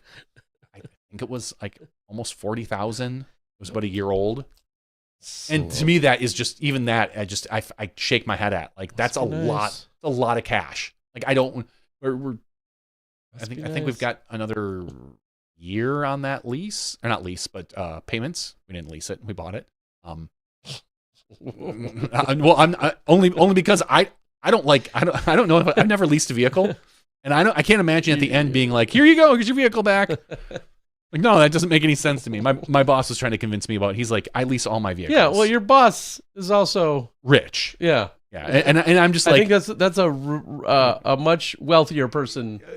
100%. And he jokingly laughs at me about the fact that I roll into the office in this 2009 beat to crap rusting Honda Fit, and he literally pulls in his Jaguar or his Porsche, whichever one he decides to drive that day. Yeah. He does have a big truck he sometimes drives as well. But here I am like, meh. So I again. It's just you guys are having different conversations. We are having different conversations, and yeah, he's just like, yeah, I just lease mine every 3 years to swap it out with something, and I was like, oh yeah, that must be nice. If I didn't have a wife or kids or a house, I could think about that, or if I made probably the money he did, but that's not probably happening anytime soon. Tim says the Tello truck is better than the Slate. I did see a video of the Tello truck that they showed to Jay Leno. It's weird because it looks scary in that it's got no front. It's got no, you think of like a 2-piece truck with like your engine up front or your frunk maybe, and then your passengers. And this one has no front. It would just feel weird. And everyone says, no, once you drive it, it doesn't feel weird, just the way it's positioned. It does look really cool. And it's something that I would be on my radar. But again, like they're talking $50,000 to $60,000. And which, sometimes you got to pay to be cool. I understand that that's kind of the going rate for a new vehicle these days, especially if you're going electric. But I just can't get over that. $152 reservation fee. Yeah, I mean the funny thing, I've never seen one of these before, but the funny thing is it looks like a lot of the I don't know what brand they are, but some kind of maybe truck that you would see in Asia. The K trucks, I think, is what they're usually called. Yeah, just that style that's been made very popular. They're very common over there. They talked about that with Jay Leno about how they wanted to fit into a certain size, which is why they put everything under, and the wheels are where it is, and it looks cool. Don't get me wrong, and it's got some really funky little features on it. They're not even close to even going to production yet on this. So that the Tello is still just a pipe dream. A very round number of $152 for your reservation fee, which clearly is like in itself some form of marketing. Tim says $40K. I don't know. I would be willing to bet they're saying 34 right here before I configure it just on their website. This is not a sale. This is not a what's the word? Ad for them. But it says $152 reservation, and then it shows $34,020 is the estimated final price. That's after you've applied the $7,500 tax credit. So yeah, $34,000 is what it's showing. Now clearly that's a base model before I've even touched a single, upgrade or whatever. The funny that's what the thing website says currently. Like the base models of these are still way better than what my car is. So it's like, this is in the base? That'll work. It's got two windows that aren't. Yeah, I'll take it. Yeah, no, the Tello does look cool as well. And cars, it's car talk. We're talking cars here. Cars. With two guys that aren't car guys. No, we're not car guys. I don't know anything about vehicles. All right. I don't know if we have anything else going on in the world of disc golf. Obviously, lots of people were off this last week doing lots of other random things, including being at the GBO. You didn't really see too many other people at tournaments, though, did we? No, nobody. There were hardly any A tiers, and most of these pros will not that they will not play them like they're better than that, but they just aren't going out of their way for a B tier unless you're probably someone like Yuli back in the day, or maybe Fresno. I could see him playing a big B tier somewhere, but I don't believe he did. No, he played at the GBO. Yeah, exactly. So most of these people are just going to skip all of that type of event. Okay, lots of action. It will be a little different, at least for me, in that action's on the West Coast, so that means they're not even starting FPO on the weekend, roughly, or for the 4 days until like 11-ish o'clock. Probably. That's something that I'm not used to. Right about when you're waking up. Yeah, That's exactly. Nice. Go to bed at 4 or 5, get up at 11, watch some golf. I'm not even going to get a chance to watch the golf this weekend because I'll be golfing myself. Oh, yeah. Aren't you all tuned up, ready to play? I thought about getting my basket out today because the weather is nice. Perfect. Yeah. And then what? Then I went into my garage and I stained some cabinet doors that needed to be stained for the cabinets that have been. My wife is finally starting to get on me about how long it's taken to put these cabinets that I built in. And I kind of had the idea. She was like, yeah, she's like, I thought this would be done like months ago. And I kind of thought like, yeah, well, I'm building. Well, you thought wrong. Yeah, I honestly told her, I said, yeah, I'm the one building them. And all winter long, when I didn't want to go into my unheated garage, I didn't really like make it that big of an effort to like really. But now I am all we have left are the doors. So I ordered the hardware for the hinges and all this other crap. And so the doors, because I was originally just going to purchase the doors online. That's what I saw. I was like, hey, I'll just do this. I looked last year when we started speccing out this project, and the doors themselves were going to be about, I think it was like $1,000. The doors for all these cabinets for our laundry room. I was like, all right, cool. It's easier than me having to do these doors. And then I looked again now, and I don't know if I don't think it's tariffs, but just prices have gone up. It's like $1,500 or $1,800 now for all Thanks, Obama. For these cabinet doors. And I have a bunch of extra wood that can be used for doors. It's just a matter of staining them, sanding them, not in that order, hopefully. Edge banding them, making them look nice, putting the hardware on, all this extra stuff that needs to happen now. And so I was like, oh, I should just do it myself. It's just going to take a few more weeks as I, would have to stain both sides of the door. So you stain it, you just got to dry for at least a day. Then you flip it over and you do the other side. And you wait, and you flip it back over, and then you do the sheen that's on, the protective layer, and then you flip it over, you do the protective layer on the other side. I try to talk my wife. I'm like, what if I just stained one side, just the outside? Yeah. No one's going to see the inside. No. And she's like, she's like, I really want the extra protection for like when you bump it. I'm like, it's on the inside. She's like, yeah, but just having the raw wood in there. And I was like, I'm like, if you really want me to do it, I'll do it. But I don't want to do it. That's going to push this project back another I told her 6 to 12 months. I told her an extra 6 to 8 weeks. I'm like, that's another couple weeks, at least 6 to 8. She's like, yeah, but I'd rather have it done that way. And I'm like, okay. All right. You're the boss lady. Don't complain to me when you get what you pay for. When the laundry room is still in a disaster. But yeah, so that's the project I'm doing. But that's why I didn't get the disc golf basket out this week tonight. I might get it out tomorrow. I don't know. Maybe tomorrow's Wednesday. What's the weather like? I'm busy. I'm busy tomorrow, and it's supposed to rain. So perfect. Rain tomorrow night after 6 o'clock. Tomorrow is my son's their robotics. Oh man, maybe I should come play this weekend. Something about what's that called when they all get together and celebrate? Like the party. It's kind of it's a party, but whatever, they give out little awards and stuff like that for all the high school kids. Every sport has one at the end of their season. So whatever that's called. But yeah, so that's Wednesday. Thursday is gonna rain all day long, so I will not be doing it on Thursday. Yeah, so that my practice is gonna be Friday when I drive up with our friend Steve in the morning and play. So yeah, so I'm gonna be all tuned up. Tuned up. You will be ready to go. I was just taking a look at this weekend. We're talking, of course, about the Standing Rocks Open.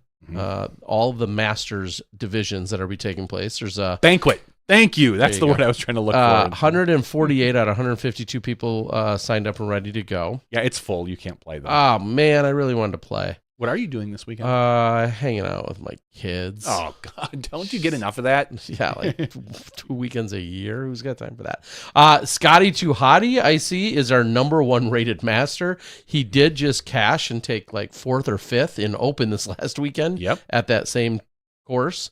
So he's back trying to win Masters now this weekend. He's rated 999. He will probably win. Yeah, I mean, he would be a favorite. Andrew Brown's rated 998. Oh, Andrew Brown, yeah. And Dustin Honold out of the Twin Cities is rated 986. So we'll see that. You are playing MP40? All right, I see you in there. I'm 7th from the bottom? 8th from the bottom when it comes to rating? Oh, wow, he moved up. This guy. 1, 2, 3, 4, 5, 6, 7. You are 7th. All right. So I'm shooting for 10th from the bottom or above. That'll be a There's win 39, and you are rated the 32nd highest rated player. You will have the 2nd lowest PDGA if I had to guess. There's Steve ahead of me. And maybe Honold? Nope, Max Rogers. Just Rogers. Barely ahead of you. So 3rd lowest PDGA number. So you're already in 3rd. Tell everybody you're at least in 3rd. You're in 3rd right now. So Johnny V will be competing. We'll see some other good friends that will be competing up there this weekend. The likes of John Pecunia, Johnny Rumble, as many of you know, a few others. So, all right. Well, good luck. I'll let everyone know how it goes next week. The good thing is, like, I don't have to worry about like learning the course. It's the same course it's been for 15 years practically. There's a few different holes than what you probably even remember, but not too many. Like I remember a couple years ago, I went up and like, oh, I've never played this one, but I don't believe it's changed from the last couple years that I've played. And I'm so gonna step right on a rake when I say this. I feel like I have a good floor. I don't have a very high ceiling, but I have a good floor. Like 900 is my floor. I probably won't dip too far below that. But, I could shoot 980 any given round out there. Not likely. That could happen. Good. And you could also shoot. I could shoot 900. Okay. Odds are I'll probably put up 1 980 rated round and 2 920 rated rounds. That's probably like what I'm estimating is going to happen. And I'll probably take 10th from the bottom. All that I want is to see you move up in the Global Masters rank. I'm ranked 0 right now, probably. No, you're rated 1584. Oh. So I just want to see that improve. I don't even know why I'd be rated that. An event last year? No. From Memorial. They take. Oh, the Memorial. It's based on ratings and what you shoot. Yeah, but I played AM at Memorial. I don't think it matters. It's your rating. Really? It's ratings based and what ratings you get on any given event or something like that. Okay. So, yeah. Played well at the Memorial for the most part. So exactly. This is a different course, though. This is a much more accurate course. The Memorial was much more just wing it out there and then putt. Standing Rocks is you have to hit lines. Well, the winner was the same at GBO as it was at the Memorial in that division. Schlebach. I know. Taking down another one. All right. Well, speaking of taking things down, we're going to take down this microphone levels to 0 so we can call it a night. First, we're going to give away a disc. Yeah, that, of course, I wouldn't forget that. No, I don't. Even though I almost did. So let's give away a disc. I've got, I haven't opened the players pack yet. It'll probably be some kind of latitude or dynamic disc that I can ultimately give away. To commemorate this GBO, even though I don't have any GBO discs. I should have grabbed some, but you get a dynamic disc. All right. Patreon.com/SmashBoxxTV is how you're eligible, or go to the website, SmashBoxxTV/weekly giveaways. There are 110 people eligible for our giveaway tonight. I organized it by address. Ooh, by Addy. So not everyone has an address, so they're at the bottom if they don't have an address in our system. But the people that do have an address are up at the top, and it starts with 1. If you don't have an address and you're on the bottom of the list, are you a bottom dweller? Maybe. See how that goes together? I see how that. Dweller address. All right. I think you go with the first one. I think of Zack Nash. His first, this first big win in this capacity. Yeah. I just pull it. All right. Our very first number we're generating is 71. 71. Let me find 71. Somebody that lives on 3rd Street. Someone that does not have an address. It's far enough down. Ooh. Yeah. His name is Tige Spain. TYGESPANE. Tige Spain. Well, thank you, Tige. I feel like he's been along for the ride for a while. Yeah. Do we have the start date? I could look at that. Hold on. Give me a second while I find where the mouse is on the I screen. feel like it's been a minute. He's been along for quite some time. He signed up in 2023, it appears. Okay. So I would have guessed guessed even April prior to that. I'm sorry, 2022. Yeah, okay. April of 2022 he signed up. I guess that is now 3 years. Yeah, we're old, Terry. So congratulations, Tag. We'll get you that disc. I'll send an email to Terry with the information that I have from you. He'll reach out to you and get your address. We can double check it. And if you need any disc golf boxes, reach out ASAP. I am running low, and I should be reordered, so I don't have any inventory issues. But just in case you want to secure a set of 100 or more, reach out ASAP. I shipped out a couple hundred more today, so got to get on that reorder. Big thanks to Zack Nash for joining us in the regular show, along with Zoe and Caleb and Dustin, and then all of the artists that were participating in the Disc Golf Strokes. Hopefully that does very well to raise money for Uplay. And if you're listening along, and if you somehow missed it for this year, know that it'll be back for sure next year. But head on over to discgolfstrokes.com and put in a bid if it's not too late, and get yourself some great artwork while supporting the great organization over there at Uplay, getting discs and curriculum in the hands of thousands of students around the country and technically also around the world, which is awesome to see. For Johnny V, I'm the Disc Golf Guy. Thank you for a great Glass Blown Open week. Best of luck to all of our President's Cup and Champions Cup competitors this weekend for the first PDGA Major of the year. We'll see you next week when you step inside the Smash Box.